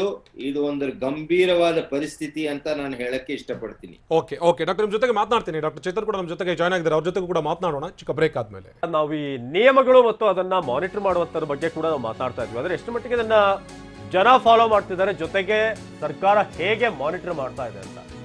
ಇನ್ನು ರಾಜ್ಯಕ್ಕೆ ರೂಪಾಂತರಿ ವೈರಸ್ ವಕರಿಸಿದ್ದು ಹೇಗೆ, ಪಾಸಿಟಿವ್ ಬಂದಂತ ಕೇಸ್ಗಳ ಜಿನೋಮ್ ಟೆಸ್ಟ್ ಅನ್ನ ಮಾಡಿಸಲಾಗಿದೆಯಾ, ಈ ಕೇಸ್ಗಳಲ್ಲಿ ರಿಪೋರ್ಟ್ ಬರಲು ಎಷ್ಟು ದಿನ ಬೇಕು, ಟೆಸ್ಟಿಂಗ್ ಹೇಗೆ ನಡೀತಾ ಇದೆ, ಜಿನೋಮ್ ಟೆಸ್ಟ್ ನಲ್ಲಿ ರೂಪಾಂತರಿ ಪತ್ತೆ ಆದ್ರೆ ಮುಂದೇನು ಕತೆ, ರೂಪಾಂತರಿ ವೈರಸ್ ಏನಾದ್ರೂ ಪತ್ತೆ ಆದ್ರೆ ಕತೆ ಏನು ಮುಂದೆ, ರೂಪಾಂತರಿ ವೈರಸ್ ಹರಡೋದನ್ನ ತಡೆಗಟ್ಟೋದಾದ್ರೂ ಹೇಗೆ. ರೂಪಾಂತರಿ ವೈರಸ್ ಕರ್ನಾಟಕಕ್ಕೆ ಎಂಟ್ರಿ ಆಗಿದೆಯಾ ಅನ್ನೋದ್ರ ಬಗ್ಗೆ ನಾವು ಮಾತಾಡ್ತಾ ಇದ್ವಿ. ಯಾಕಂದ್ರೆ ಈಗಾಗಲೇ ಮಹಾರಾಷ್ಟ್ರ ಮತ್ತು ಕೇರಳದಲ್ಲಿ ಒಂದಷ್ಟು ವಿಭಿನ್ನವಾದಂತ ಕೇಸ್ಗಳು ಕಂಡು ಬರ್ತಾ ಇದೆ. ರಾಜ್ಯದಲ್ಲಿ ಇದುವರೆಗೆ ಎಲ್ಲೂ ಕೂಡ ರೂಪಾಂತರಿ ವೈರಸ್ ಪತ್ತೆ ಆಗಿಲ್ಲ, ಅದೊಂದು ಸಮಾಧಾನದ ವಿಚಾರ. ಬಟ್ ಅಲ್ಲಿಗೆ ರಿಲ್ಯಾಕ್ಸ್ ಆಗುವಂತ ವಿಚಾರ ಅಲ್ಲ ಇದು. ಜಿನೋಮ್ ಟೆಸ್ಟ್ ನಡೆಸಿದ್ರೆ ಮಾತ್ರ ರೂಪಾಂತರಿ ಪತ್ತೆ. ಒಂದೇ ಕಡೆ ಹೆಚ್ಚು ಕೊರೋನಾ ಕೇಸ್ ಬಂದಾಗ ಜಿನೋಮ್ ಟೆಸ್ಟ್ ಅನ್ನ ಮಾಡಿಸಲಾಗುತ್ತೆ. ಆಗ ಮ್ಯೂಟೇಷನ್ ಆಗಿರುವಂತಹ ವೈರಸ್ ಏನಾದರೂ ಬಂದಿದೆ ಅಂತ ಗೊತ್ತಾಗಬೇಕು. ಹಿಂದೆ Manjushree nursing college, Bellandur apartment ಎಲ್ಲ ಕಡೆ ಕೂಡ, ಜೊತೆಗೆ ಮಣಿಪಾಲ್ ಮೆಡಿಕಲ್ ಕಾಲೇಜಿನ ಸೋಂಕಿತರ ಸ್ವಾಬ್ ಜಿನೋಮ್ ಟೆಸ್ಟ್ ವೇಳೆ ಯಾವುದೇ ರಿಸಲ್ಟ್ ಬಂದಿರಲಿಲ್ಲ. ಮ್ಯೂಟೇಷನ್ ಆಗಿರುವಂತಹ ವೈರಸ್ನ ಯಾವುದೇ ಲಕ್ಷಣ ಅಲ್ಲಿ ಕಂಡು ಬಂದಿರಲಿಲ್ಲ. ಸದ್ಯ ರಾಜ್ಯದಲ್ಲಿ ಜಿನೋಮ್ ಟೆಸ್ಟ್ಗೆ ಯಾವುದೇ ಸ್ವಾಬ್ ರವಾನೆ ಆಗಿಲ್ಲ. ಇದು ಪ್ರಮುಖವಾದ ವಿಚಾರ. ಅಂದ್ರೆ ಜಿನೋಮ್ ಟೆಸ್ಟ್ಗೆ ಕಳಿಸಿಲ್ಲ ಅಲ್ಲಿ. ಮುಂದೆ ಜಿನೋಮ್ ಟೆಸ್ಟ್ ನಡೆಸಿದ್ರೆ ರೂಪಾಂತರಿ ವೈರಸ್ ಪತ್ತೆ ಆಗುವಂತ ಸಾಧ್ಯತೆ ಇದೆ. ನಾವು ಗೆಸ್ಟ್ಗಳ ಜೊತೆ ಮಾತಾಡ್ತಿದ್ವಿ. ಡಾಕ್ಟರ್ ಚೇತನ್ ಇದ್ದಾರೆ ನಮ್ಮ ಜೊತೆ. ಡಾಕ್ಟರ್ ಚೇತನ್ ಅವರೇ, ಈಗ ಮತ್ತೊಂದು ಆತಂಕ, ಮ್ಯೂಟೇಷನ್ ವೈರಸ್ನ ಆತಂಕ ಈಗ ಕಾಡ್ತಾ ಇದೆ. ನೀವು ಈ ಸ್ವಾಬ್ ವಿಚಾರದಲ್ಲಿ ಜೊತೆಗೆ ಮುಂದೆ ನಾವು ಕಂಟ್ರೋಲ್ ಮಾಡಬೇಕಾದಂಥ ರೀತಿ ಹೇಗೆ, ಈ ಮತ್ತೆ ಇಡುವಂಥ ಪರಿಸ್ಥಿತಿ ಅಲ್ಲ ಇದು. ಹೌದು, ಬಗ್ಗೆ ಭಾಳ ಡಿಸ್ಕಸ್ ಮಾಡ್ತಾ ಇದ್ದೀವಿ. ಮಾಡಿದಷ್ಟು ಅದಿನ್ನೂ somewhere we are standing there only, ಎಷ್ಟೇ ಡಿಸ್ಕಸ್ ಮಾಡಿದ್ರು ವಿಷಯವಾಗಿ. ಸೊ ನಾನು ಅದಕ್ಕೆ ಅದನ್ನೆಲ್ಲ ಯೋಚನೆ ಮಾಡಿ ಭಾಳ ಒಂದು ಸಮಸ್ಥಿತಿನಲ್ಲಿ ಈ ಪ್ರಾಬ್ಲಮ್, ನಮ್ಮ ದೇಶದ ಒಂದು ಸ್ವಭಾವ, ಜನರ ಸ್ವಭಾವ, ಈ ರ್ಯಾಲೀಸು, ಈ ಪ್ರತಿಭಟನೆ ಇದನ್ನೆಲ್ಲ ತಡೀಲಿಕ್ಕೆ ಆಗ್ತಿಲ್ಲ. ಪ್ರಾಕ್ಟಿಕಲಿ ಸ್ಪೀಕಿಂಗ್ ಆಗ್ತಿಲ್ಲ. ಈಗ ಏನೋ ಕೇಸಸ್ ಜಾಸ್ತಿ ಆಗಿದೆ, ನಾವು ಇದನ್ನೆಲ್ಲ ಮಾತಾಡ್ತೀವಿ, ಸ್ವಲ್ಪ ದಿವಸ ಆದಮೇಲೆ ಮತ್ತೆ ಅದೆಲ್ಲ ಶುರುಚ್ಕೊಳ್ಳುತ್ತೆ, ಮತ್ತೆ ಅದೇ ಸ್ಟಾರ್ಟ್ ಆಗುತ್ತೆ. ಸೊ ನಾನು ಅವತ್ತಿಂದ ಅದೇ ಹೇಳ್ತಾ ಇದ್ದೀನಿ, ಇದು ಸೋಂಕು ಹರಡ್ಸ ಮೇನ್ ಈಗ ನೀವು ಮಾನಿಟರಿಂಗ್ ಪ್ರಶ್ನೆ ಬಂದರೆ ಅದನ್ನು ಆಗಬೇಕು. ಬರೀ ನಾನು ಸ್ವ್ಯಾಬ್ ನೆಗೆಟಿವ್ ತಂದುಬಿಟ್ರೆ ಇದು ಸಮಸ್ಯೆ ಪರಿಹಾರ ಆಗಲ್ಲ. ಸ್ವ್ಯಾಬ್ ನೆಗೆಟಿವ್ ನಾನು ಅವಾಗಲೇ ಹೇಳಿದ್ದೀನಿ, ಎಷ್ಟು it has high specificity, moderate sensitivity ಅಂತ. ಈಗಲ್ಲ, ಮೇ 2020ನಲ್ಲಿ ಬ್ರಿಟಿಷ್ ಮೆಡಿಕಲ್ ಜರ್ನಲ್ ಆರ್ಟಿಕಲ್ನಲ್ಲೇ ಪಬ್ಲಿಷ್ ಆಗಿದೆ. ಓಕೆ, ಸೊ ಸ್ವ್ಯಾಬ್ ನೆಗೆಟಿವ್ ಇಂದ ಆ ಕ್ಷಣಕ್ಕೆ ಅವ್ರು ಕೋವಿಡ್ ರೂಲ್ ಔಟ್ ಆಗಿಬಿಡುತ್ತೆ ಕಂಪ್ಲೀಟ್ಲಿ ಅನ್ನೋದೇ ಅದೇ ಫಾಲ್ಸ್ ಕಾನ್ಸೆಪ್ಟಿಂದ ಬಂದಿರೋದು ನಾವು. ಅದನ್ನ ಏನೋ ಬಿಟ್ಟು ಅವ್ರು ನೆಗೆಟಿವ್ ಬಂತು ಅಂತ ಎಲ್ಲೋ ಒಂಥರ ಡ್ರೈವಿಂಗ್ ಲೈಸೆನ್ಸ್ ರೀತಿನಲ್ಲಿ ಅದನ್ನ ಭಾವಿಸ್ಕೊಂಡು ನಾವು ಅದನ್ನ ತುಂಬಾ ಸೀರಿಯಸ್ ಆಗಿ ಅದನ್ನ ತಗೊಂಡಿರೋದಕ್ಕೆ ಈ ಸಮಸ್ಯೆ ಆಗಿರೋದು. ಇಲ್ಲಿ ಮೇನ್ ಏನು ಅಂದ್ರೆ ಇದು ಜನರ ಕೈಲೂ ಇದೆ, ಬರೀ ಸರ್ಕಾರದಿಂದ ಇದು ಕಂಟ್ರೋಲ್ ಮಾಡ್ಲಿಕ್ಕೆ ಆಗಲ್ಲ. ಇದು policies in place with our Indian ಇದು ಜನರ ಸ್ವಭಾವ ತಕ್ಕಂತೆ ಇರಬೇಕು. ಮೇನ್ ಜನರು ಇಲ್ಲಿ ಅರ್ಥ ಮಾಡ್ಕೋಬೇಕು, ಇದು ಜನರ ಕೈನಲ್ಲೇ ಇದೆ. ಏನೋ ಸ್ಪ್ರೆಡ್ ಮಾಡೋದು, ಮಾಸ್ಕ್ ಸರಿಗೆ ಹಾಕೊಳ್ಳೇಬೇಕು, ಅದ್ರಲ್ಲಿ ಡೌಟೇ ಬೇಡ. ಮತ್ತೆ ಸೋಷಿಯಲ್ ಡಿಸ್ಟೆನ್ಸಿಂಗ್ ಆಗಲಿ, ಇದು ಮಾಡ್ಕೊಳ್ಳೋದಾಗ್ಲಿ, ಕ್ರೌಡ್ ಸೇರ್ದೇ ಇರೋದು ಮೇನ್. ನಮ್ಮ ಇಂಡಿಯಾದಲ್ಲಿ ಕ್ರೌಡ್ನ ಕಂಟ್ರೋಲ್ ಮಾಡೋಕ್ಕಾಗಲ್ಲ. ಟು ಬಿ ಪ್ರಾಕ್ಟಿಕಲ್, ಏನೇ ಹೇಳಿ ಯಾವುದೇ ಡಿಸಿಷನ್ಸ್ ಬರಲಿ, ಸ್ವಲ್ಪ ದಿವಸ ನಂತರ ಮತ್ತೆಲ್ಲ ಶುರು ಹೊತ್ಕೊಳ್ಳುತ್ತೆ. ಪ್ರತಿಭಟನೆ, ರ್ಯಾಲೀಸು, ಸಮಾರಂಭ, ಮತ್ತು ಅದೆಲ್ಲ ಮಾಸ್ಕ್ ತೆಗೆದಂಗೆ ಓಡಾಟ ಅದೆಲ್ಲ ಆಗ್ಬಿಡುತ್ತೆ. ಸೊ ನಾನು ಆ ಫ್ಲೋ ಚಾರ್ಟ್ ತಂದಿದ್ದ ರೀಸನ್ನೇ ಅದಕ್ಕೆ. ಯಾಕಂದರೆ ಅದು ಪ್ರಾಕ್ಟಿಕಲ್ ಏನು, ನಾವು as a doctor, pulmonologist, patients ಬಂದರೆ ನಮ್ಗೆ ಏನು ಬೇಕಾಗಿದೆ ರಿಪೋರ್ಟ್ ಅಲ್ಲ, we want to see his pulse oximetry, ಅವರ ಸಿಂಪ್ಟಮ್ಸ್, ಅದು ಮುಖ್ಯ. ನಾವು ಸಿಂಪ್ಟಮೆಟಿಕ್ನ ಟ್ರೇಸ್ ಮಾಡ್ತಾ ಹೋದಷ್ಟು ಇನ್ನೂ ಸಮಸ್ಯೆ ಜಾಸ್ತಿ ಆಗ್ತಾ ಹೋಗುತ್ತೆ. ಆಮೇಲೆ ಬರ್ತಾ ಬರ್ತಾ ಜನರಿಗೆ ಎಕಾನಮಿ ಮೇಲೆ ಹೊಡ್ತಾ ಬರುತ್ತೆ. ಆಲ್ರೆಡಿ ಈಗ ಫಸ್ಟ್ ಎಕಾನಮಿ ಹೊಡ್ತಾನೆ, ಇನ್ನೂ ನಾವು ರಿಕವರ್ ಆಗ್ತಿದ್ವಿ. ಮತ್ತೆ ನಾವು ಅದ ಕಡೆ ಪುಷ್ ಮಾಡಿದ್ರೆ ಬಹಳ ಕಷ್ಟ ಆಗುತ್ತೆ. ಸೊ ಏನು ಸಿಂಪಲ್ ಆ್ಯಂಡ್ ಪ್ರಾಕ್ಟಿಕಲ್ ಅಪ್ಲಿಕೇಶನ್ ಬೇಕಾಗಿರೋದಿಲ್ಲ. ಈಗ ನೀವು BBMP ಸ್ಕೂಲಲ್ಲಿ ಟೆಸ್ಟ್ ಮಾಡಿದ್ರು ಅಂತ ಹೇಳಿದ್ರು. ಫಸ್ಟ್ ಆಫ್ ಆಲ್ ಏನಕ್ಕೆ ಟೆಸ್ಟ್ ಮಾಡಿದ್ರು ಅನ್ನೋದು ಬೇಕು. ಅವರಲ್ಲಿ ಏನಾಗಿದೆ, ಸಿಂಪ್ಟಮೆಟಿಕ್ ಆಗೇ ಇರ್ತಾರೆ. ಬೇಕಾದ್ರೆ ನೀವು ಹೋಗಿ ಚೆಕ್ ಮಾಡಿ. ಮಕ್ಕಳಲ್ಲಿ ಇನ್ನೂ ಇಮ್ಯುನಿಟಿ ಮೆಚ್ಯೂರ್ ಆಗಿರಲ್ಲ, so they don't exhibit and hyper immune response. ನೀವು ಸ್ವ್ಯಾಬ್ ಟೆಸ್ಟ್ ಮಾಡಿದ್ರೆ ನಿಮಗೆ ಸಿಗುತ್ತೆ ಅದು. ಸೊ ಬಟ್ ಏನು ಮಾಡ್ತು ಅವ್ರಿಗೆ, ಚೆನ್ನಾಗಿದ್ದಾರೆ, ಅವ್ರ ಪಲ್ಸ್ ಆಕ್ಸಿಮೀಟರ್ ಚೆಕ್ ಮಾಡಿ ನೋಡಿ, ಅವ್ರದ್ದು ಸಿಂಪ್ಟಮ್ಸ್ ಕೇಳಿ ನೋಡಿ, ಏನೂ ಇರಲ್ಲ. ಸೊ ನಾವು ಅದನ್ನು ಟ್ರೇಸ್ ಮಾಡ್ತಾ ಹೋದರೆ ಇದಕ್ಕೇನಾದರೂ ಕೊನೆ ಇದೆಯಾ, ಇಲ್ಲ. ಸೊ ನಾವು ಈ ಒಂದು ಸೈನ್ಸ್ನ ಅರ್ಥ ಮಾಡ್ಕೋಬೇಕು. ದಯವಿಟ್ಟು ಎಲ್ಲ ಮಾಧ್ಯಮದವರು ಜನನೂ ಅರ್ಥ ಮಾಡ್ಕೋಬೇಕು. ಇಲ್ಲದಿದ್ದಲ್ಲಿ ಇದು ನೆವರ್ ಎಂಡಿಂಗ್ ಪ್ರಾಬ್ಲಮ್, ಮತ್ತೆ ಹಿಂಗೆ ಟ್ರೇಸ್ ಮಾಡ್ತಾ ಹೋಗ್ಬೇಕು, ಹೀಗೆ ಆಗ್ತಾ ಇರುತ್ತೆ. ನಿಜ ನಿಜ. ಡಾಕ್ಟರ್ ರವಿ ಅವರೇ, ಇಲ್ಲಿ ಗಮನಿಸ್ತಾ ಇದ್ವಿ, ಟೆಸ್ಟಿಂಗ್ ಅನ್ನ ನಾವು ಮಾಡ್ತಾ ಇದ್ದೀವಿ, ಟೆಸ್ಟಿಂಗ್ ಅನ್ನ ಜಾಸ್ತಿ ಮಾಡ್ತಾ ಇದ್ದೀವಿ, ಟೆಸ್ಟಿಂಗ್ ಸಂಖ್ಯೆಯನ್ನ ಹೆಚ್ಚಳ ಮಾಡ್ತಾ ಇದ್ದೀವಿ. ಆದ್ರೆ ಟೆಸ್ಟಿಂಗ್ ನ ಜೊತೆಗೆ ಈ ಟ್ರೀಟ್ಮೆಂಟ್ ಅನ್ನೋದಕ್ಕೆ ಒತ್ತು ಕೊಡುವಂತ ಕೆಲಸ ಆಗಬೇಕು. ಯಾರು ಎಸಿಂಪ್ಟಮೆಟಿಕ್ ಇದ್ದಾರೆ ಅಂಥವ್ರನ್ನ ಆಸ್ಪತ್ರೆಗೆ ಕರ್ತರುವಂತ ಲಾಭ ಏನು ಇಲ್ಲ. ಅವ್ರನ್ನ ಆಸ್ಪತ್ರೆಗೆ ಕರ್ತಂದ್ರು ಕೂಡ ಟ್ರೀಟ್ಮೆಂಟ್ ಕೊಟ್ಟರು ಅವಶ್ಯಕತೆ ಇಲ್ಲ. ಅಂಥವ್ರಿಗೆ ಯಾರಿಗೆ ಅವಶ್ಯಕತೆ ಇದೆಯೋ ಅಂಥವ್ರ ಆಸ್ಪತ್ರೆಗೆ ಬಂದು ಚಿಕಿತ್ಸೆ ಪಡಿಬೇಕು ಅನ್ನುವಂಥ ಮಾತು. ಆದರೆ ಇಲ್ಲಿ ಆಸ್ಪತ್ರೆಗೆ ಬರೋದಕ್ಕೆ ಟೆಸ್ಟ್ ರಿಪೋರ್ಟ್ ಒಂದೇ ಮಾನದಂಡ ಅಲ್ಲ ಅನ್ನುವಂಥ ಮಾತು ಕೂಡ ಇದೆ. ಇಂಥ ಸಂದರ್ಭದಲ್ಲಿ ಜನ ಈ ಟೆಸ್ಟಿಂಗ್ ಅನ್ನೇ ನಂಬ್ಕೊಂಡು ಕೂತ್ಕೊಂಡ್ರೆ ಎಲ್ಲೋ ಒಂದು ಕಡೆಗೆ ತೀರಾ ಸಿವಿಯರ್ ಆಗಿ ಆಸ್ಪತ್ರೆಗೆ ಹೋಗಿ ಜಾಯ್ನ್ ಆಗ್ತಾರ ಅಂತ. ನೋಡಿ, ಈಗಾಗಲೇ ನಮ್ಮ ಹೋದ ವರ್ಷ ಅನುಭವದಿಂದ ಲೇಟ್ ಆಗಿ ಬರೋರು ಆಸ್ಪತ್ರೆಗೆ ತುಂಬಾ ಉಸಿರಾಡಕ್ಕೆ ತೊಂದರೆ ಆಗಿ ಆ ಲಾಸ್ಟ್ ಸ್ಟೇಜ್ ಅಲ್ಲಿ ಬಂದ್ರೆ ಏನು ಮಾಡಕ್ಕಾಗಲ್ಲ. ಸೊ ಟೆಸ್ಟ್ ರಿಸಲ್ಟ್ ಬಂದು ಎಸಿಂಪ್ಟಮ್ಯಾಟಿಕ್ ಇದ್ರೇನು ಅವರು ಮನೆಯಲ್ಲಿ ಇದ್ಕೊಂಡು ಅವರು ಮಾನಿಟರ್ ಮಾಡ್ಕೊಳ್ತಾ ಇರಬೇಕು. ಅಕಸ್ಮಾತ್ ಅವರು ಆಕ್ಸಿಜನ್ ಟೆನ್ಷನ್ ಅಲ್ಲಿ ಏನಾದ್ರೂ ಬದಲಾವಣೆ ಬಂದು ಅಥವಾ ಅವ್ರ ಚಿಹ್ನೆಗಳು ಸ್ವಲ್ಪ ಹೆಚ್ಚು ಕಾಣಿಸ್ಕೊಂಡ್ರು, ಕೆಮ್ಮು ಜಾಸ್ತಿ ಆಯ್ತು, ಇನ್ನೇನಾದ್ರೂ ತೊಂದರೆಗಳು ಬಂದ್ರೆ ಒಂದೇ ನಿಮಿಷ ನಿಮ್ಮನ್ನ ಸಂಪರ್ಕಿಸ್ತೀನಿ.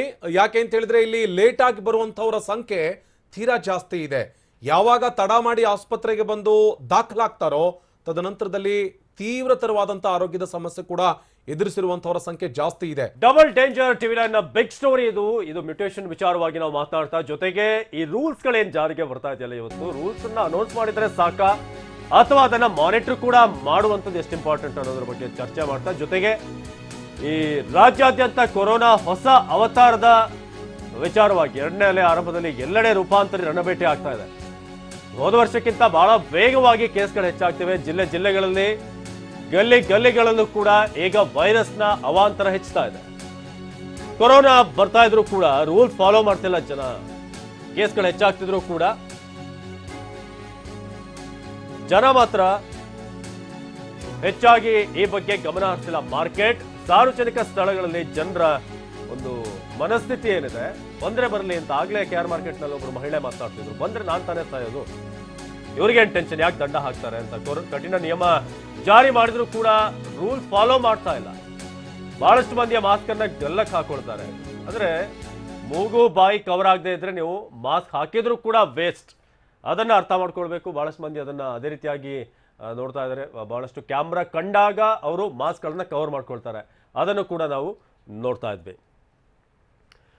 ಇದು ಎರಡನೇ ಆರಂಭದಲ್ಲಿ ಎಲ್ಲೆಡೆ ರೂಪಾಂತರಿಯ ರಣಬೇಟೆ ಆಗ್ತಿರೋ ಬಗ್ಗೆ, ಜೊತೆಗೆ ಕೇಸ್ಗಳು ಎಷ್ಟು ಬರ್ತಾ ಇದೆ. ಬೆಂಗಳೂರಲ್ಲಿ ಇವತ್ತು ಸುಮಾರು 1,500 ಪಾಸಿಟಿವ್ ಕೇಸ್ಗಳು ಬರುವಂತ ಚಾನ್ಸಸ್ ಇದೆ ಅಂತ ಹೇಳಲಾಗ್ತಿದೆ. ನಿನ್ನೆ ಬೆಂಗಳೂರಿನಲ್ಲೇ ಸುಮಾರು 1,623 ಪಾಸಿಟಿವ್ ಕೇಸ್ಗಳು ಬರ್ತಾ ಇದೆ. ಅದರಲ್ಲೂ ಕೂಡ ಶಾಲಾ ಕಾಲೇಜುಗಳಲ್ಲಿ ಹೆಚ್ಚಿನ ಕೇಸ್ಗಳಿಗೆ ನಾವು ನೋಡ್ತಾ ಇದ್ದೀವಿ. ಓದಿಯ ಪಿಶಾಚಿ ಅಂದ್ರೆ ಬಂದೇ ಗವಾಕ್ಷಿ ಅಂತ ಈಗ ಕೊರೋನಾ ಮತ್ತೆ ಎಂಟ್ರಿ ಕೊಟ್ಟಿದೆ. 2021 ಎಲ್ಲರಿಗೂ ಕೂಡ ಮುಕ್ತಿ ಕೊಡುವಂತ ರೀತಿಯಾಗಿದೆ ಅಂತ ಅನ್ನಿಸ್ತು.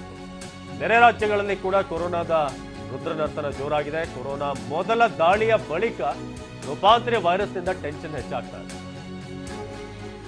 ಕರ್ನಾಟಕಕ್ಕೆ ಗಂಡಾಂತರ ತರಲು ಬಂದಿದೆಯಾ ರೂಪಾಂತರ ವೈರಸ್?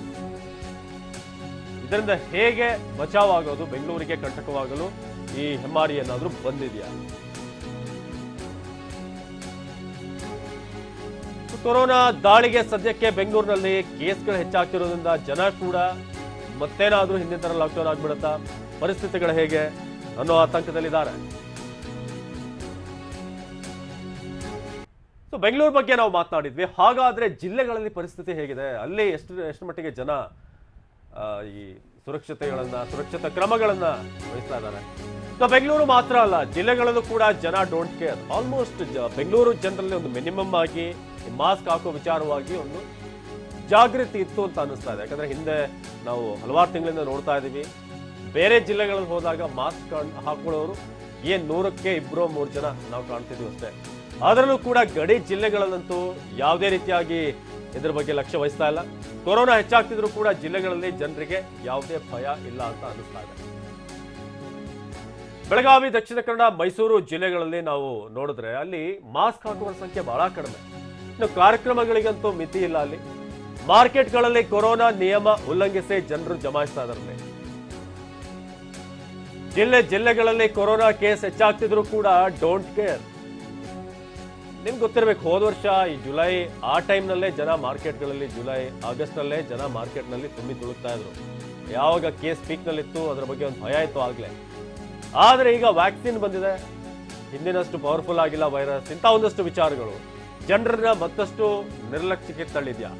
ದಿನದಿಂದ ದಿನಕ್ಕೆ ಕೊರೋನಾ ಕೇಸ್ ಹೆಚ್ಚಾಗ್ತಿದ್ರು ಕೂಡ ನಿರ್ಲಕ್ಷ್ಯ ಮುಂದುವರಿತಾ ಇದೆ.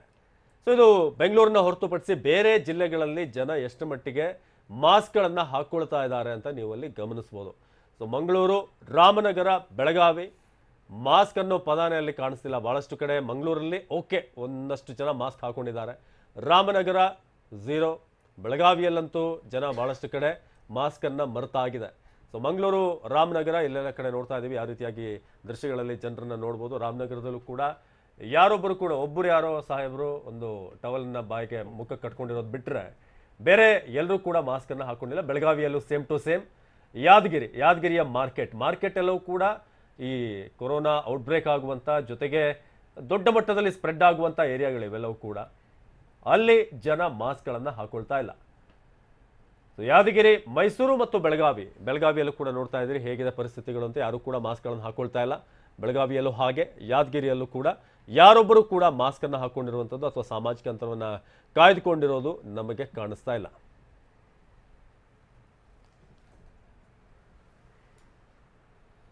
ನಾವು ಈ ಬಗ್ಗೆ ಚರ್ಚೆ ನಡೆಸ್ತಾ ಇದ್ವಿ. ಡಾಕ್ಟರ್ ಗಿರಿಧರ್ ಬಾಬು ಅವ್ರನ್ನ ಕೇಳೋದಾದ್ರೆ, ಡಾಕ್ಟರ್ ನಿನ್ನೆ ಒಂದು ಸೂಚನೆ ಬರುತ್ತೆ, ಅಂದ್ರೆ ಈ ಯಾರ್ಯಾರು ಬೆಂಗಳೂರಿಗೆ ಬರ್ತಾರೆ ಹೊರ ರಾಜ್ಯಗಳಿಂದ ಎಲ್ರಿಗೂ ಕೂಡ RT-PCR ನೆಗೆಟಿವ್ ಇರಬೇಕು ಅಂತ. ಬಟ್ ಅದಕ್ಕೊಂದು ಚೆಕ್ ಪಾಯಿಂಟ್ ಅಂತ ಎಲ್ಲಿ ವಿಮಾನ ನಿಲ್ದಾಣಗಳಲ್ಲಿ ಅಥವಾ ರೈಲ್ವೆ ಸ್ಟೇಷನ್ಗಳಲ್ಲಿ ನಾವು ಚೆಕ್ ಮಾಡ್ಬೋದು, ಅಲ್ಲೇ ಅವಕಾಶ ಇದೆ. ಬಟ್ ಯಾರು ಕಾರ್ಗಳ ಮೂಲಕ, ಸ್ವಂತ ವಾಹನದ ಮೂಲಕ ಬರ್ತಾರೆ ಅವ್ರನ್ನ ಎಲ್ಲಿ, ಯಾವ ಪಾಯಿಂಟ್ನಲ್ಲಿ ಚೆಕ್ ಮಾಡ್ತೀರಿ ಅಂತ ರಿಪೋರ್ಟ್ನ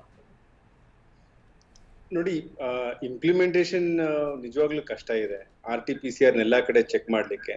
ಆದ್ರೆ ರ್ಯಾಂಡಮ್ ಆಗಿ ಟೆಸ್ಟ್ ಮಾಡುವಂತಹ ಪ್ರಕ್ರಿಯೆ ಏನಿದೆ, ಆ ಹೆದರಿಕೆ ಇದ್ದಾಗ ಸಾಕಷ್ಟು ಜನ RT-PCR ಟೆಸ್ಟ್ ಮಾಡಿಸ್ಕೊಂಡು ಬರೋದು ಒಂದು ವಾಡಿಕೆ ಆಗುತ್ತೆ. ಈ ಹೆದರಿಕೆಯಿಂದ ಚೇಂಜ್ ಮಾಡಬೇಕು, ಇಲ್ಲ ಸ್ವಂತ ಪ್ರೇರಣೆಯಿಂದ ಚೇಂಜ್ ಮಾಡಬೇಕು, ಎರಡೂ ಇಲ್ಲ ಅಂದ್ರೆ ಕಷ್ಟ ಆಗುತ್ತೆ. ಬಟ್ ಡಾಕ್ಟರ್ ಗಿರಿಧರ್ ಬಾಬು ಅವರೇ, ಒಂದು ವಿಚಾರ ಐತಿ ಇಲ್ಲಿ, ಎಷ್ಟು ಜನಕ್ಕೆ ಅಂತ ಹೇಳಿ ಟೆಸ್ಟ್ ಮಾಡೋದು ಅಂತ, ಎಷ್ಟು ಜನಕ್ಕೆ ಅಂತ ಹೇಳಿ ಟೆಸ್ಟ್ ಮಾಡೋದು, ಎಷ್ಟು ದಿವಸ ಅಂತ ಟೆಸ್ಟ್ ಮಾಡೋದು, ಎಷ್ಟು ಬಾರಿ ಅಂತ ಹೇಳಿ ಟೆಸ್ಟ್ ಮಾಡೋದು ಅಂತ ಪ್ರತಿಯೊಬ್ಬರಿಗೂ ಟೆಸ್ಟ್ ಮಾಡ್ಕೊಂಡು ಕೂತ್ಕೊಂಡ್ರೆ ಕೊರೋನಾ ಕಂಟ್ರೋಲ್ ಮಾಡೋದಕ್ಕೆ ಸಾಧ್ಯ ಆಗುತ್ತಾ? ಇದು ಒಳ್ಳೆ ಪ್ರಶ್ನೆ. ಇದನ್ನ ನೀವು ಕೇಳಿದ್ದು ಒಳ್ಳೇದಾಯ್ತು. ನೋಡಿ ಆನಂದ್ ಅವರೇ, ಟೆಸ್ಟ್ ಬಗ್ಗೆ ನಾವು ಹೆಚ್ಚು ಪ್ರಾಮುಖ್ಯತೆ ಕೊಡ್ತಾ ಇಲ್ಲ. ಇಲ್ಲಿ ಕೊರೋನಾನ ನಿಯಂತ್ರಣ ಹೇಗ್ ಮಾಡ್ಬೇಕು ಅಂತ ಒಂದು ಕಾಂಪ್ರಹೆನ್ಸಿವ್ ಸ್ಟ್ರಾಟಜಿ ಮಾಡ್ತಾ ಇದೀವಿ. ಭಾರತ ಸರ್ಕಾರ time and again test, track, trace strategy ಅಂತ ಯಾಕೆ ಹೇಳ್ತಾ ಇದಾರೆ ಅಂದ್ರೆ, ಟೆಸ್ಟಿಂಗ್ ಬರೀ ಸ್ಟಾರ್ಟಿಂಗ್ ಪಾಯಿಂಟ್ ಅಷ್ಟೇ, ಅದೇ ಎಂಡ್ ಪಾಯಿಂಟ್ ಅಲ್ಲ. ನಾವು ಟೆಸ್ಟೇ ಮಾಡ್ದಲೇ ಮಾಡ್ತೀವಿ ಅಂದ್ರೆ ಸಾಧ್ಯನೇ ಇಲ್ಲ. ಟೆಸ್ಟ್ ಯಾರಿಗೆ ಮಾಡ್ಬೇಕು? ಒಂದು ಸಿಂಡ್ರೋಮಿಕ್ ಅಪ್ರೋಚ್ ಅಂತ ಮಾಡಿ, ಯಾರು ಸೂಪರ್ ಸ್ಪ್ರೆಡರ್ ಅಂತ ಚಾನ್ಸಸ್ ಇರುತ್ತೋ ಅವರಿಂದ ನಾವು ಹೋಗೋದನ್ನ ತಡಿಬೇಕು. ಆದ್ರೆ ನಾವು ಟೆಸ್ಟೇ ಮಾಡೋದಿಲ್ಲ. ಬೇರೆ ಏನಾದ್ರು ಟೂಲ್ಸ್ ಇದೆಯಾ ಟೆಸ್ಟ್ ಇಲ್ದಲೆ ಬೇರೆಯವ್ರಿಗೆ ಕೊರೋನಾ ಅಂತ ಗೊತ್ತಾಗ್ಲಿಕ್ಕೆ? ಆ ತರದ ಟೆಕ್ನಾಲಜಿಕಲ್ ಟೂಲ್ಸ್ ಬಂದಿಲ್ಲ. ಅದು ಸ್ಟಾರ್ಟಿಂಗ್ ಪಾಯಿಂಟ್. ಆದ್ರೆ ನಾವು ಅಲ್ಲೇ ಅದ್ರ ಬಗ್ಗೆನೆ ನಾವು ಆರ್ಗ್ಯುಮೆಂಟ್ ಮಾಡ್ಕೊಂಡು ಮುಂದೆ ಕೊರೋನಾ ನಿಯಂತ್ರಣ ಮಾಡ್ಬೇಕು ಅಂದ್ರೆ ವೈರಸ್ ನಮ್ಮ ಮಾತು ಕೇಳಲ್ವಲ್ಲ.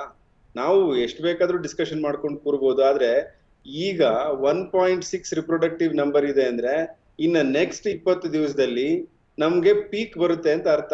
ಮೇನಲ್ಲಿ ಪೀಕ್ ಬರುತ್ತೆ ಅಂತ ಅರ್ಥ. ಅದನ್ನ ನಾವ್ ಹೇಗ್ ತಡಿಬೇಕು? ಅದನ್ನ ಮಹಾರಾಷ್ಟ್ರ ರಾಜ್ಯದಲ್ಲಿ ನೋಡಿ ನೀವು, most of the cases asymptomatic ಇತ್ತು ಸ್ಟಾರ್ಟಿಂಗ್ ನಲ್ಲಿ. ಹೌದು. ಲಾಸ್ಟ್ 3 ದಿವಸ ನೋಡಿ 90 ಆಯ್ತು ಸಾವು, ನಿನ್ನೆ 111 ಕ್ರಾಸ್ ಆಯ್ತು. ಈ ಡೆತ್ಸ್ ಯಾಕೆ ಜಾಸ್ತಿ ಆಗ್ತಾ ಇದೆ? ಏನು ಎಸಿಂಪ್ಟಮ್ಯಾಟಿಕ್ ಅಂತ ಸ್ಟಾರ್ಟ್ ಆಗುತ್ತೋ ಬರ್ತಾ ಬರ್ತಾ ವಲ್ನರೇಬಲ್ ಅಂದ್ರೆ ಯಾರಿಗೆ ವಯಸ್ಸಾಗಿದೆ, ಕೋಮಾರ್ಬಿಡಿಟೀಸ್ ಆಗಿದೆ, ಅವ್ರಿಗೆ ಅಫೆಕ್ಟ್ ಆಗುತ್ತೆ. ಸೊ ನಿಮಗೆ ಟ್ರೆಂಡ್ ಗೊತ್ತಾಗ್ಲಿಕ್ಕೆ ನಾವು ಟೆಸ್ಟ್ ಮಾಡ್ಬೇಕೇ ಹೊರತು ಟೆಸ್ಟ್ ಮಾಡಿ ಅಲ್ಲೇ ಸುಮ್ಮನೆ ಕುತ್ಕೊಳ್ಳೋದಲ್ಲ. ಓಕೆ, ಬಟ್ ಇಲ್ಲಿ ಯಾರಿಗೆ ಆಸ್ಪತ್ರೆಗೆ ಹೋಗ್ಬೇಕು ಅಥವಾ ಆಸ್ಪತ್ರೆಗೆ ಹೋಗುವಂತ ಸ್ಥಿತಿಗೆ ತಲುಪ್ತಾರೋ ಅಂತವ್ರು ಆಸ್ಪತ್ರೆಗೆ ಹೋಗ್ಲಿ, ಟೆಸ್ಟ್ ಮಾಡಿಸ್. ಇಲ್ಲಿ ಒಂದು ಏನಾಗ್ತಿದೆ ಡಾಕ್ಟರ್ ಗಿರಿಧರ್ ಬಾಬು ಅವರು, ಯಾಕೆ ಆ ಟೆಸ್ಟ್ ವಿಚಾರವನ್ನ ಕೇಳ್ತಾ ಇದೀವಿ ಅಂತ ಹೇಳಿದ್ರೆ, ಟೆಸ್ಟ್ ಅಲ್ಲಿ ಪಾಸಿಟಿವ್ ಬರುವಂತಹ ರೇಷಿಯೋ ಎಷ್ಟಿದೆ? 70 to 80 ಅಥವಾ 60 to 70 ಇದೆ. ಇನ್ನುಳಿದಂತ 30 to 40% ಏನಿದೆ ಅದು ಫಾಲ್ಸ್ ನೆಗೆಟಿವ್ ಬರ್ತಾ ಇದೆ.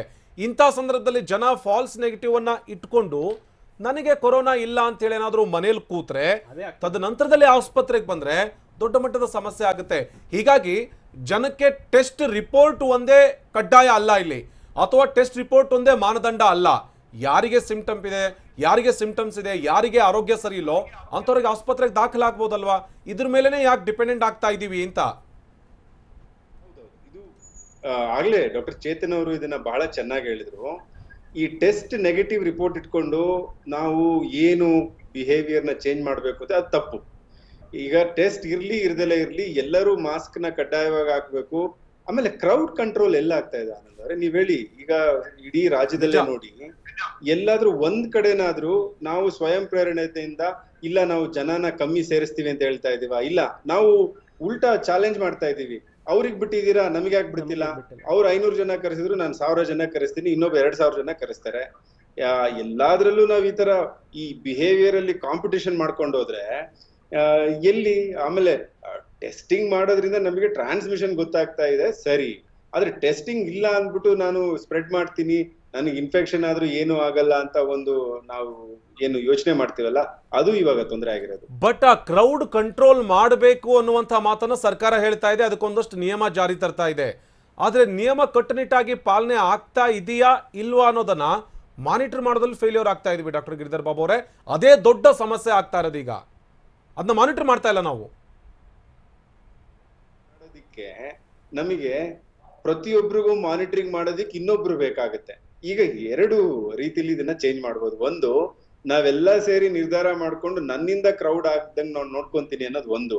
ಇಲ್ಲ ಅಂದ್ರೆ ಪ್ರತಿಯೊಂದು ಕ್ರೌಡ್ಗೂ ನಾನು ಒಬ್ರನ್ನ ಮಾನಿಟರಿಂಗ್ ನೇಮಿಸ್ತೀನಿ ಅಂತ ಒಂದು. ಅಂತ ರಿಸೋರ್ಸಸ್ ನಮ್ಮಲ್ಲಿ ಇಲ್ಲ. ನಮ್ಮಲ್ಲಿ ರೋಲ್ ಮಾಡೆಲ್ಸ್ ಬಹಳ ಇಂಪಾರ್ಟೆಂಟ್. ಯಾವುದೇ ಸಮಾಜದ ಒಂದು ಅಂಗ ತಗೊಳ್ಳಿ, ಪ್ರತಿಯೊಂದರಲ್ಲೂ ನಾವು ಕ್ರೌಡ್ ಜಾಸ್ತಿ ಮಾಡೋಂತಾರೆ ನಮಗೆ ಲೀಡರ್ಸ್ ಇದ್ರೆ, ಈಗ ನಾನೊಂದು ನಾಳೆ ಮೀಟಿಂಗ್ ಮಾಡ್ಬೇಕು, ಈಗ ಅಲ್ಲಿ ಬರದಲ್ಲೇ ನನ್ನ ಹತ್ರನೇ ಬಂದು 100 ಜನ ಸೇರಿ ಅಂತ ನಾನ್ ಡಿಸೈಡ್ ಮಾಡಿದ್ರೆ ಅದು ನನ್ ತಪ್ಪು. ಅದನ್ನ ನಾವು ಚೇಂಜ್ ಮಾಡ್ಬೇಕು. ಆ ಚೇಂಜ್ ಮಾಡ್ಬೇಕು ಯಾಕೆ ಅಂದ್ರೆ, ಇವಾಗ ನಾವು ಮಾಡ್ಲಿಲ್ಲ ಅಂದ್ರೆ ನಾವು ಹೋದ ವರ್ಷ ಏನು ಸುಮಾರು ತಿಂಗಳು ತಗೊಂಡಿದ್ವೋ ಅದು ಕೆಲವೇ ವಾರದಲ್ಲಿ ಆಗುವಂತ ಸಂಭಾವನೆ ಇದೆ. ಓಕೆ, ಹೀಗಾಗಿ ಟೆಸ್ಟಿಂಗ್ ಮೇಲೆ ನಂಬಿ ಕೂರೋದಕ್ಕಿಂತ ಸಿಂಪ್ಟಮ್ಸ್ ಮೇಲೆ ನಾವು ಡಿಪೆಂಡ್ ಆಗಬೇಕು ಅನ್ನೋದು ನಿಮ್ಮ ವಾದ ಕೂಡ. ಸಿಂಪ್ಟಮ್ಯಾಟಿಕ್ ಅಪ್ರೋಚ್ ಮಾಡಿ ಅಂತ ನಾನು ಮತ್ತೆ ರವಿ ಸರ್ ಮೊದಲಿಂದನೂ ನಾವು ಹೇಳ್ತಾ ಬಂದಿರೋದಿದೆ. ಸಿಂಡ್ರೋಮಿಕ್ ಅಪ್ರೋಚ್ ಅಂತ ನಾವು ಪಬ್ಲಿಕ್ ಹೆಲ್ತ್ ಅಲ್ಲಿ ಯಾವಾಗ್ಲೂ ಮಾಡ್ತೀವಿ.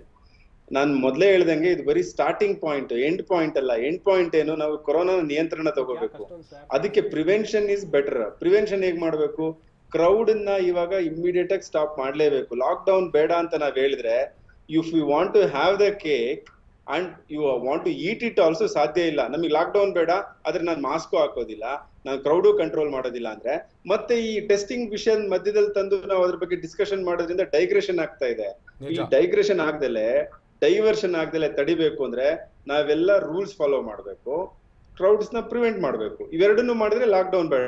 ನಾವ್ ಇನ್ನೂ ಮಾಡೋದಿಲ್ಲ, ಲಾಕ್ ಡೌನ್ ಬೇಡ ಅಂದ್ರೆ ಹೇಗೆ ಹೇಳಿ? ನಿಜ ನಿಜ ನಿಜ ನಿಜ. ಡಾಕ್ಟರ್ ಚೇತನ್ ಅವರೇ, ಡಾಕ್ಟರ್ ಗಿರಿಧರ್ ಬಾಬು ಅವರು ಕೂಡ ಅದೇ ಮಾತನ್ನ ಹೇಳ್ತಾ ಇದ್ರು. ನಾವಿಲ್ಲಿ ಸಿಂಪ್ಟಮ್ ಅಪ್ರೋಚ್ ಇರಬೇಕು ಅಥವಾ ಸಿಂಡ್ರೋಮಿಕ್ ಅಪ್ರೋಚ್ ಇರಬೇಕು ನಮ್ದು, ಅದನ್ನ ಮಾಡ್ತಾ ಹೋದ್ರೆ ನಾವು ಕಂಟ್ರೋಲ್ ಮಾಡೋದಕ್ಕೆ ಸಾಧ್ಯ ಆಗುತ್ತೆ ಅಂತೇಳಿ.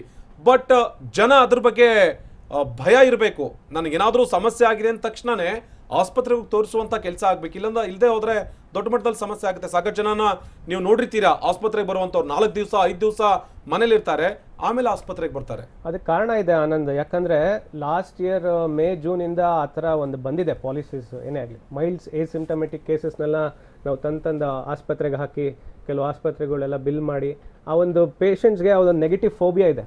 ನಾನು ಬಂದರೆ ಎಲ್ಲಿ ನನ್ನ ಅಡ್ಮಿಟ್ ಮಾಡಿಬಿಡ್ತಾರೋ, ಅನಾವಶ್ಯಕವಾಗಿ ಬಿಲ್ಗಳು ಮಾಡಿಬಿಡ್ತಾರೋ, ನಾಳೆ ನನ್ನ ಜಾಬ್ ಗತಿ ಏನು, ಹಣಕಾಸಿನ ಸ್ಥಿತಿ ಏನು, ಇದೆಲ್ಲ ಭಯಗಳಿದೆ. ಪ್ರಾಕ್ಟಿಕಲಿ ಮಾತಾಡಬೇಕು ಇವೆಲ್ಲ.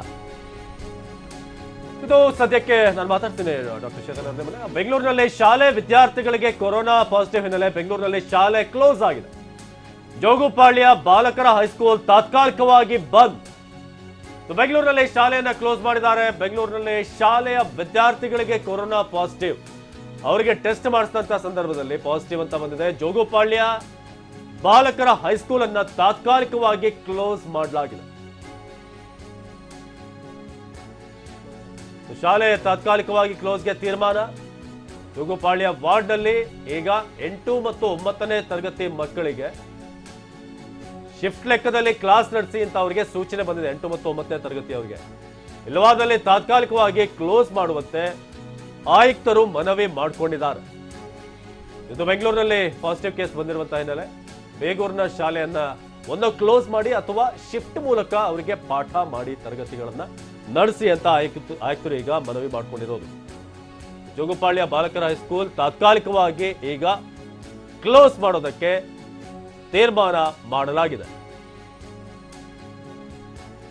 ಉಳಿದಂತ ವಿದ್ಯಾರ್ಥಿಗಳಿಗೂ ಕೂಡ ಟೆಸ್ಟ್ ಮಾಡಿಸುವಂತ ಸಾಧ್ಯತೆ ಇದೆ. ಯಾಕಂದ್ರೆ ಶಾಲೆ ಅಂತ ಹೇಳಿದಂತ ಸಂದರ್ಭದಲ್ಲಿ ಎಲ್ಲರೂ ಕೂಡ ನಿಕಟ ಸಂಪರ್ಕಕ್ಕೆ ಬರ್ತಾ ಇರ್ತಾರೆ. ಇದಕ್ಕೆ ಸಂಬಂಧಪಟ್ಟ ಹಾಗೆ ಆಯುಕ್ತರು ಮನವಿ ಮಾಡಿಕೊಂಡಿದ್ದಾರೆ. ಒಂದು ಶಿಫ್ಟ್ ಪ್ರಕಾರ ಕ್ಲಾಸ್ಗಳನ್ನ ಮಾಡಿ, ಇಲ್ಲವಾದಲ್ಲಿ ತಾತ್ಕಾಲಿಕವಾಗಿ ಶಾಲೆಯನ್ನ ಕ್ಲೋಸ್ ಮಾಡಿ ಅಂತ ತಿಳಿಸಿದ್ದಾರೆ. ಇದು ಬೇಗೂರಿನ ಶಾಲೆ ವಿಚಾರವಾಗಿ ಲಭ್ಯವಾಗ್ತಿರುವಂತಹ ಅಪ್ಡೇಟ್ ಇದು. ಬೆಂಗಳೂರಿನಲ್ಲಿ ಶಾಲಾ ವಿದ್ಯಾರ್ಥಿಗಳಿಗೆ ಕೊರೋನಾ ಪಾಸಿಟಿವ್ ಹಿನ್ನೆಲೆ ಇದೀಗ ಜೋಗುಪಾಳ್ಯ ಬಾಲಕರ ಹೈಸ್ಕೂಲ್ ತಾತ್ಕಾಲಿಕವಾಗಿ ಕ್ಲೋಸ್ ಆಗಿದೆ. ಈಗ ವಿದ್ಯಾರ್ಥಿಗಳು ಯಾರು ಶಾಲೆಗೆ ಬರ್ತಾ ಇದ್ರು ಎಲ್ರಿಗೂ ಕೂಡ ಸದ್ಯಕ್ಕೆ ಮನೆಯಲ್ಲೇ ಇರಿ, ಮುಂದಿನ ವ್ಯವಸ್ಥೆ ಹೇಗೆ ನಾವು ತಿಳಿಸ್ತೀವಿ ಅಂತ ಈಗ ಶಾಲೆಯವರು ಹೇಳಿದ್ದಾರೆ. ಈಗ 8 ಮತ್ತು 9ನೇ ತರಗತಿ ಮಕ್ಕಳಿಗೆ ಶಿಫ್ಟ್ ಲೆಕ್ಕದಲ್ಲಿ ಕ್ಲಾಸ್ ಮಾಡಿ ಅಥವಾ ಸದ್ಯಕ್ಕೆ ಒಂದಷ್ಟು ಟೆಂಪ್ರರಿ ಆಗಿ ಕ್ಲೋಸ್ ಮಾಡಿ ಅಂತ ತಿಳಿಸಿದ್ದಾರೆ. ಜೋಗುಪಾಳ್ಯ ವಾರ್ಡ್ BBMP ಸ್ಕೂಲ್ ವಿದ್ಯಾರ್ಥಿಗಳು ಇವರಿಗೆ ಟೆಸ್ಟ್ ಮಾಡಿಸಿದಂಥ ಸಂದರ್ಭದಲ್ಲಿ ಅಲ್ಲಿ ಪಾಸಿಟಿವ್ ಬರುತ್ತೆ. ಕೂಡಲೇ ಸುಮಾರು 9 ವಿದ್ಯಾರ್ಥಿಗಳಿಗೆ ಪಾಸಿಟಿವ್ ಬಂದಿದೆ. ಮುನ್ನೆಚ್ಚರಿಕೆ ಕ್ರಮವಾಗಿ ಕ್ಲೋಸ್ ಮಾಡಲಾಗಿದೆ. ಮುತ್ತಪ್ಪ ಈ ಬಗ್ಗೆ ಹೆಚ್ಚಿನ ಮಾಹಿತಿಯನ್ನು ಕೊಡ್ತಾರೆ. ಮುತ್ತಪ್ಪ, ಇದೀಗ ಜೋಗುಪಾಳ್ಯ ಸ್ಕೂಲ್ ಏನಿದೆ ಅದನ್ನು ಕ್ಲೋಸ್ ಮಾಡೋದಕ್ಕೆ ನಿರ್ಧಾರ ಮಾಡಲಾಗಿರುವಂಥದ್ದು. ಸದ್ಯಕ್ಕೆ ಎಷ್ಟು ಕೇಸ್ಗಳಿದೆ ಟೋಟಲ್? ಮತ್ತೇನಾದರೂ ಬೇರೆ ವಿದ್ಯಾರ್ಥಿಗಳಿಗೂ ಕೂಡ ಸ್ಪ್ರೆಡ್ ಆಗಿರುವಂತಹ ಚಾನ್ಸಸ್ ಇದೆಯಾ? ಸದ್ಯದ ಕ್ರಮ ಏನು ಮುತ್ತಪ್ಪ? ಅವಿನಾಶ್, ಒಟ್ಟು 9 ಜನ ವಿದ್ಯಾರ್ಥಿಗಳಿಗೆ ಜೋಗುಪಾಳ್ಯದ BBMP ಹೈಸ್ಕೂಲ್ನಲ್ಲಿ ಪಾಸಿಟಿವ್ ಬಂದಿರುವಂತದ್ದು. ವಿಪರ್ಯಾಸ ನಂತರ ಇವತ್ತು ವಿದ್ಯಾರ್ಥಿಗಳು ಯಾರು ಸೋಂಕಿತರು ಕಂಡು ಬಂದಿದ್ರು ಅವರೆಲ್ಲರೂ ಕೂಡ ಇವತ್ತು ಕ್ಲಾಸ್ ರೂಮ್ಗೆ ಬಂದಿದ್ದಾರೆ. ಜೊತೆಗೆ ಅವರ ಸ್ನೇಹಿತರ ಜೊತೆಗೂ ಕೂಡ ಒಡನಾಟವನ್ನ ಬೆಳೆಸಿದ್ರು. ಯಾವಾಗ ಅಧಿಕಾರಿಗಳು ಬಂದು ಸ್ಥಳಕ್ಕೆ ಬಂದು ಆ ವಿದ್ಯಾರ್ಥಿಗಳಿಗೆ ಪಾಸಿಟಿವ್ ಬಂದಿದೆ ಅಂತ ಏನು ಮಾಹಿತಿ ಕೊಟ್ಟರು, ಆಗ ವಿದ್ಯಾರ್ಥಿಗಳನ್ನ ಸಪರೇಟ್ ಆಗಿ ಕೂರಿಸುವಂತಹ ಕೆಲಸವನ್ನು ಕೂಡ ಇಲ್ಲಿ ಮಾಡಲಾಗಿದೆ. ಸೊ ಸದ್ಯ ಈಗ ಜೋಗುಪಾಳ್ಯದ BBMP ಹೈಸ್ಕೂಲ್ ಅನ್ನ ತಾತ್ಕಾಲಿಕವಾಗಿ ಕ್ಲೋಸ್ ಮಾಡೋದಕ್ಕೆ ಈಗ ತೀರ್ಮಾನ ಮಾಡಲಾಗಿರುವಂತದ್ದು. ಯಾಕಂದ್ರೆ ಒಟ್ಟು 9 ಜನ ವಿದ್ಯಾರ್ಥಿಗಳಿಗೆ ಇಲ್ಲಿ ಸೋಂಕು ಕಾಣಿಸಿಕೊಂಡಿದೆ. 51 ಜನ ವಿದ್ಯಾರ್ಥಿಗಳಿಗೆ ಟೆಸ್ಟ್ ಮಾಡಿದಂತ ಸಂದರ್ಭದಲ್ಲಿ 9 ಜನಕ್ಕೆ ಇಲ್ಲಿ ಸೋಂಕು ಇರೋದು ದೃಢಪಟ್ಟಿರುವಂತದ್ದು. ಈಗ ಬೇರೆ ವಿದ್ಯಾರ್ಥಿಗಳು ಕೂಡ ಈ ಒಂದು ಸೋಂಕು ಸ್ಪ್ರೆಡ್ ಆಗಿರುವಂತಹ ಒಂದು ಅನುಮಾನ ಕೂಡ ಇಲ್ಲಿ ವ್ಯಕ್ತವಾಗಿರುವಂತಹ ಕಾರಣಕ್ಕಾಗಿ ಎಲ್ಲಾ ವಿದ್ಯಾರ್ಥಿಗಳು ಕೂಡ ಈಗ ಮನೆಗೆ ಕಳಿಸುವಂತಹ ಮತ್ತೆ ಇಲ್ಲೇ ಟೆಸ್ಟ್ ಮಾಡುವಂತಹ ಕೆಲಸ ಕೂಡ ಈಗ BBMP ಅಧಿಕಾರಿಗಳು ಮಾಡ್ತಿದ್ದಾರೆ. ಜೊತೆಗೆ BBMP ವಿಶೇಷ ಆಯುಕ್ತ ಶಂಕರ್ ರೆಡ್ಡಿ ಅವರು ಕೊಟ್ಟಿರುವಂತಹ ಮಾಹಿತಿ ಪ್ರಕಾರ BBMP ಇರುವಂತಹ 8ನೇ ತರಗತಿ ಮತ್ತು 9ನೇ ತರಗತಿ ವಿದ್ಯಾರ್ಥಿಗಳ ತರಗತಿಗಳನ್ನ ಶಿಫ್ಟ್ ಲೆಕ್ಕದಲ್ಲಿ ಮಾಡಬೇಕು, ಇಲ್ಲದೆ ಹೋದ್ರೆ ಅವರನ್ನ ಆನ್ಲೈನ್ ಕ್ಲಾಸ್ಗಳಿಗೆ ಒಂದು ಮಾಡಬೇಕು ಅನ್ನೋದು ವಿಚಾರಕ್ಕೆ ಸಂಬಂಧಪಟ್ಟಂತೆ ಇವತ್ತು ಆಯುಕ್ತರು ಕೂಡ ಮಾಹಿತಿಯನ್ನು ಕೊಡ್ತೀವಿ. 8ನೇ ತರಗತಿ ಮತ್ತು 9ನೇ ತರಗತಿಯನ್ನ ಭಾಗಶಃ ಬಂದ್ ಮಾಡುವಂತಹ ಸಾಧ್ಯತೆ ಕೂಡ ಹೆಚ್ಚಿದೆ ಅಂತ ಕೂಡ ಈಗ TV9ಗೆ ಮಾಹಿತಿಯನ್ನು ಕೊಟ್ಟುವಂತದ್ದು. ಸದ್ಯ ಈಗ ಜೋಗುಪಾಳ್ಯದಲ್ಲಿರುವಂತಹ ಈ ಹೈಸ್ಕೂಲ್ ಅನ್ನ ತಾತ್ಕಾಲಿಕವಾಗಿ ಕ್ಲೋಸ್ ಮಾಡಿದ್ದು ಬೆಂಗಳೂರಿನ ಬೇರೆ ಬೇರೆ BBMP ಶಾಲೆಗಳಲ್ಲೂ ಕೂಡ ಸೋಂಕಿತ ವಿದ್ಯಾರ್ಥಿಗಳು ಕೂಡ ಪತ್ತೆ ಆಗ್ತಾ ಇದ್ದಾರೆ. ಸೊ ಅವರಿಗೆ ಹೆಚ್ಚಿನ ಚಿಕಿತ್ಸೆಯನ್ನು ಕೊಡುವ ವಿಚಾರಕ್ಕೆ ಸಂಬಂಧಪಟ್ಟಂತೆ ಮತ್ತೆ ವಿದ್ಯಾರ್ಥಿಗಳಿಗೆ ಆನ್ಲೈನ್ ಕ್ಲಾಸಿಗೆ ಹೆಚ್ಚು ಒತ್ತು ಕೊಡುವಂತಹ ವಿಚಾರಕ್ಕೆ ಸಂಬಂಧಪಟ್ಟಂತೆ ಇವತ್ತು BBMP ಅಧಿಕಾರಿಗಳ ಒಂದು ಸಭೆ ಕೂಡ ನಡೆಯಲಿದೆ. ಅವಿನಾಶ್, ಧನ್ಯವಾದ ಮುತ್ತಪ್ಪ.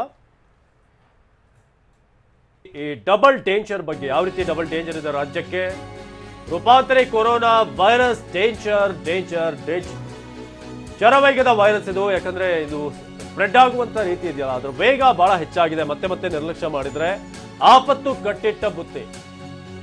ಶರವೇಗದ ವೈರಸ್ ಇದು. ಹೈ ಸ್ಪೀಡ್ ಕೊರೋನಾ ಬಗ್ಗೆ ಮೈಮರೆತ್ರೆ ನಿಮ್ಗೆ ಆಪತ್ತು ಗ್ಯಾರಂಟಿ.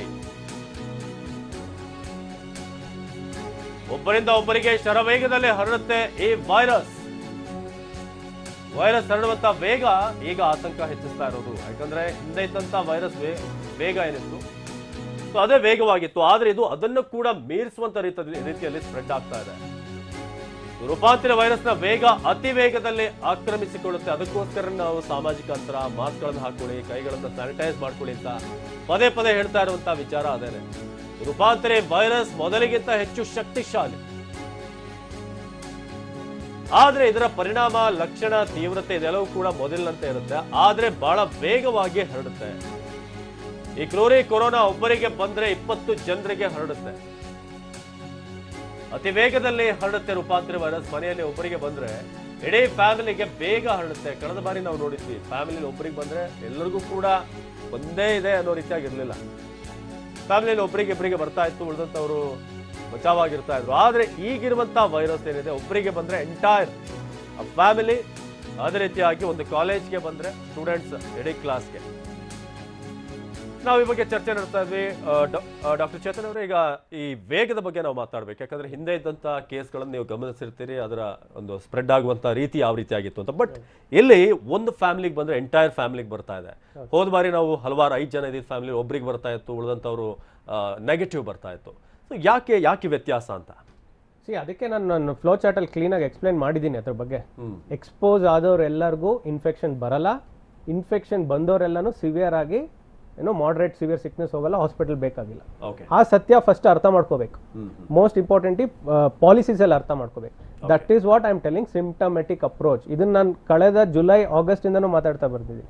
ಎಲ್ಲೋ ಒಂದ್ ಕಡೆ ಅದು ಇನ್ನೂ ಮನಸ್ಸಲ್ಲಿ ದಾಟಿಲ್ಲ ಜನರಿಗಾಗ್ಲಿ ಯಾರಿಗೇ ಆಗ್ಲಿ. ಸೊ ಲಾಸ್ಟ್ ಟೈಮ್ ಡೆತ್ಸ್ ಯಾಕೆ ಜಾಸ್ತಿ ಆಯ್ತು ಹೇಳಿ?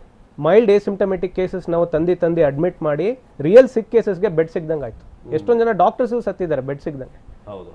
ಯಾಕೆ? ಆ ಫಿಯರ್, ಮೈಲ್ಡ್ ಎಸಿಂಪ್ಟಮೆಟಿಕ್ ಸ್ಪ್ರೆಡ್ ಮಾಡ್ತಾರೆ ಅಂತ. ಇಲ್ಲಿ ಜನರದ್ದು ಜವಾಬ್ದಾರಿ. ಆ ಮೈಲ್ಡ್ ಎಸಿಂಪ್ಟಮೆಟಿಕ್ ಮನೇಲೆ ನಾವು ಇದು ಮಾಡಿದ್ರೆ ಅವ್ರು ಹೋಗ್ಬಿಟ್ಟು ಸ್ಪ್ರೆಡ್ ಮಾಡ್ತಾರೆ ಮಾರ್ಕೆಟ್ ಅಲ್ಲಿ, ಮಾಲ್ಗಳಲ್ಲಿ ಅಂತ. ಸೊ ಇಲ್ಲಿ ಜನರದ್ದು ಜವಾಬ್ದಾರಿ ತಗೋಬೇಕು. ಹಾಗೆ ಪಾಲಿಸೀಸು ಬಹಳ ಸೈಂಟಿಫಿಕ್ ಆಗಿ ನಾವು ಡ್ರೈವ್ ಮಾಡಬೇಕು. ಮತ್ತೆ ಇದು ನೀವು ಹೇಳಿದ್ರೆ ಈಗ BBMP ಇದಾಯ್ತು, ಶಾಲೆ ಇದೆ. ಸೊ ಅವರೆಲ್ಲ ಎಸಿಂಪ್ಟಮೆಟಿಕ್ ಇರ್ತಾರೆ, ಅವ್ರು ಮಾಸ್ಕ್ ಹಾಕೊಂಡು ನೀವು ನಿಮ್ ಕೆಲಸ ಪ್ರಕಾರ ಶಾಲೆ ಬಂದ್ ಮಾಡುವಂತ ಅವಶ್ಯಕತೆ ಇಲ್ಲ. ಹಂಗ್ ಮಾಡ್ತಾ ಹೋದ್ರೆ ಕೊನೆ ಇದೆಯಾ ಅದಕ್ಕೆ? ಏರ್ಪೋರ್ಟ್ ಬಂದ್ ಮಾಡ್ಬೇಕು, ರೈಲ್ವೆ ಸ್ಟೇಷನ್ ಬಂದ್ ಮಾಡ್ಬೇಕು, ಎಲ್ಲಾನು ಬಂದ್ ಮಾಡ್ತಾ ಹೋಗ್ಬೇಕು. ನಾವು ಮತ್ತೆ ಅದೇ ಫಸ್ಟ್ ಸ್ಟೇಜ್ಗೆ ಬರ್ತಾ ಇದೀವಿ ಎಲ್ಲೋ ಒಂದ್ ಕಡೆ. ಇಲ್ಲಿ ಬೇಕಾಗಿರೋ ಸಿಂಪ್ಟಮೆಟಿಕ್ ಅಪ್ರೋಚ್. ನಿನ್ನ ಸ್ಯಾಚುರೇಷನ್, ಪಲ್ಸ್ ಆಕ್ಸಿಮೆಟ್ರಿ ವಾಕ್ ಮಾಡಿದ ನಂತರ ಎಷ್ಟಿದೆ, ನಿನ್ನ ಸಿಂಪ್ಟಮ್ಸ್ ಏನಿದೆ, ಅದು ಮುಖ್ಯ ನನಗೆ. ನಾನು ಏನೇ ಒಂದು ಟೆಸ್ಟ್ ಮಾಡೋದ್ರಿಂದ ನನ್ನ ಟ್ರೀಟ್ಮೆಂಟ್ ಅಲ್ಲಿ ಏನಾದ್ರೂ ಚೇಂಜಸ್ ಇದ್ರೆ ಮಾತ್ರ ನಾನು ಟೆಸ್ಟ್ ಮಾಡಿಸ್ಬೇಕು. ನಾನು ಸುಮ್ಮನೆ ಮಾಡಿಸ್ತಾ ಹೋಯ್ತು, ಈಗ ಅವ್ರು ಬಂದ್ರು ಅಂತ 20 ಜನ ಮಾಡಿಸ್ತಾ ಹೋದ್ರೆ ಅದಕ್ಕೇನಾದ್ರೂ ಕೊನೆ ಇದೆಯಾ? ನೀವೇ ಯೋಚನೆ ಮಾಡಿ. ಒಂದು ನಿಮಿಷ ಮೇಡಮ್ ನ ಕೇಳ್ತೀನಿ. Madam, do you agree with Chetan? Doctor Chetan ಅವ್ರು ಹೇಳುವಂತ ಪ್ರಕಾರ ಇಷ್ಟು ಸೀರಿಯಸ್ ಆಗಿ ಏನು ನಾವು ಅಪ್ರೋಚ್ ಆಗ್ಬೇಕಾಗಿಲ್ಲ. ಯಾರಿಗೆ ಸೀರಿಯಸ್ ಸಿಂಪ್ಟಮ್ಸ್ ಇದೆ ಅವ್ರ ಬಗ್ಗೆ ಗಮನ ಹರಿಸಿದ್ರೆ ಸಾಕು, ಅದೇ ಸೊಲ್ಯೂಷನ್ ಅಂತ ನೀವಂತೀರಾ? ಸರ್ ಹೇಳಿದ ಪಾಯಿಂಟ್ ಕರೆಕ್ಟ್ ಪಾಯಿಂಟ್. ಯಾಕಂದ್ರೆ ಎಲ್ಲ ಎಸಿಂಪ್ಟಮ್ಯಾಟಿಕ್ ನ ನಾವು ವಾರ್ಡಲ್ಲಿ ಅಡ್ಮಿಟ್ ಮಾಡ್ಕೊಂಡ್ರೆ ಕೊನೆಗೆ ಸೀರಿಯಸ್ ಆಗಿ ಬಂದವರಿಗೆ ಬೆಡ್ಡೇ ಇರುವುದಿಲ್ಲ. ಇವಾಗ ಇದು ಎಷ್ಟು ತೀವ್ರವಾಗಿ ನಾವು ಫೆಬ್ರವರಿ 15ರಿಂದ ನೋಡಿದ್ರೆ ಈಗ ಕೌಂಟ್ ವೀಕ್ಲಿ ಬೇಸಿಸ್ ಅಲ್ಲ, ಡೈಲಿ ಬೇಸಿಸ್ ಅಲ್ಲೇನೆ ಕೌಂಟ್ ಜಾಸ್ತಿ ಆಗ್ತಾ ಹೋಗ್ತಾ ಇದೆ. ಇವಾಗ 2000 ಮಟ್ಟಿಗೆ 2500 ಹತ್ರ ನಿನ್ನೆದು ಕೌಂಟ್. ಅದರಲ್ಲಿ ಬೆಂಗಳೂರು ರಾಜಧಾನಿಲಂತೂ ಅರ್ಧ 50% ಇಲ್ಲೇ ಇದೆ. ಎಷ್ಟು ICU ಬೆಡ್ಸ್ ಇದೆ? ನಾವು ವಾರ್ಡ್ ಬೆಡ್ಗೂ ICU ಪ್ರಪೋರ್ಷನ್ ತಗೊಂಡ್ರೆ ನಂಬರ್ ಆಫ್ ICU ಬೆಡ್ಸ್ ಜಾಸ್ತಿ ಇಲ್ಲ. ಸೊ ಸಿವಿಯರ್ ಇದ್ದವರಿಗೆ ನಮಗೆ ಬೆಡ್ ಕೊಡಕ್ ಆಗುದಿಲ್ಲ. ಬೇರೆ ಕಾಯಿಲೆ ಇದ್ದ ಬಂದವ್ರಿಗೂ ತೊಂದರೆ ಆಗ್ಬಿಡುತ್ತೆ.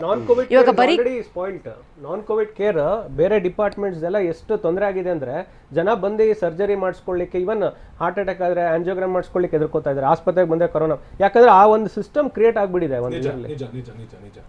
ಬೇರೆ ಕಾಯಿಲೆಯವರಿಗೆ ಬೆಡ್ಡೇ ಇರದ ಹಾಗೆ ಆಗಿದೆ, ಅವ್ರನ್ನ ವಾಪಸ್ ಕಳಿಸಬೇಕಾಗಿದೆ. ಅದರಿಂದ ಬೇರೆ ಕಾಯಿಲೆದು ಮಾರ್ಟಿಲಿಟಿ ರೇಟು ಜಾಸ್ತಿಯಾಗಿ ನೋಡಿದ್ದೀವಿ ನಾವು. ಓಕೆ, ಸೊ ಎಸಿಂಪ್ಟಮ್ಯಾಟಿಕ್ ಇದ್ದವರು ಮನೆಯಲ್ಲಿ ಒಂದು ಪಲ್ಸ್ ಆಕ್ಸಿಮೀಟರ್ಗೆ ಖರ್ಚು ಮಾಡಿದ್ರೆ ಎಷ್ಟೋ ಉತ್ತಮ. ಒಂದು ಪಲ್ಸ್ ಆಕ್ಸಿಮೀಟರ್ ಹಿಡ್ಕೊಂಡು ಸ್ಯಾಚುರೇಷನ್ 95ಗಿಂತ ಕೆಳಗೆ ಇಳಿದ್ರೆ, ಅಥವಾ ಅವರಿಗೆ ಉಸಿರಾಟದ ತೊಂದರೆ ಬಂತು ಅಥವಾ ಸಿವಿಯರ್ ಆಗಿ ಕಾಫ್ ಬಂದ್ರೆ ಆವಾಗ ಅವರು ಬಂದು ಆಸ್ಪತ್ರೆಗೆ ಅಡ್ಮಿಟ್ ಆದ್ರೆ ಅದು ಉತ್ತಮ. ಎಲ್ಲ ಎಸಿಂಪ್ಟಮ್ಯಾಟಿಕ್ ಅವರು ಹಾಸ್ಪಿಟಲ್ ಫೀವರ್ ಮೈಲ್ಡ್ ಕೇಸಸ್ ಸುಮ್ಮನೆ ಮೈಲ್ಡ್ ಕಾಫ್ ಅಥವಾ ಮೈಲ್ಡ್ ಸುಸ್ತಿಗೆ ಸ್ಯಾಚುರೇಷನ್ ನಾರ್ಮಲ್ ಇದ್ದಾಗ ಅವರು ಆಸ್ಪತ್ರೆಯಲ್ಲಿ ಅಡ್ಮಿಟ್ ಆಗೋ ಅವಶ್ಯಕತೆ ಇಲ್ಲ.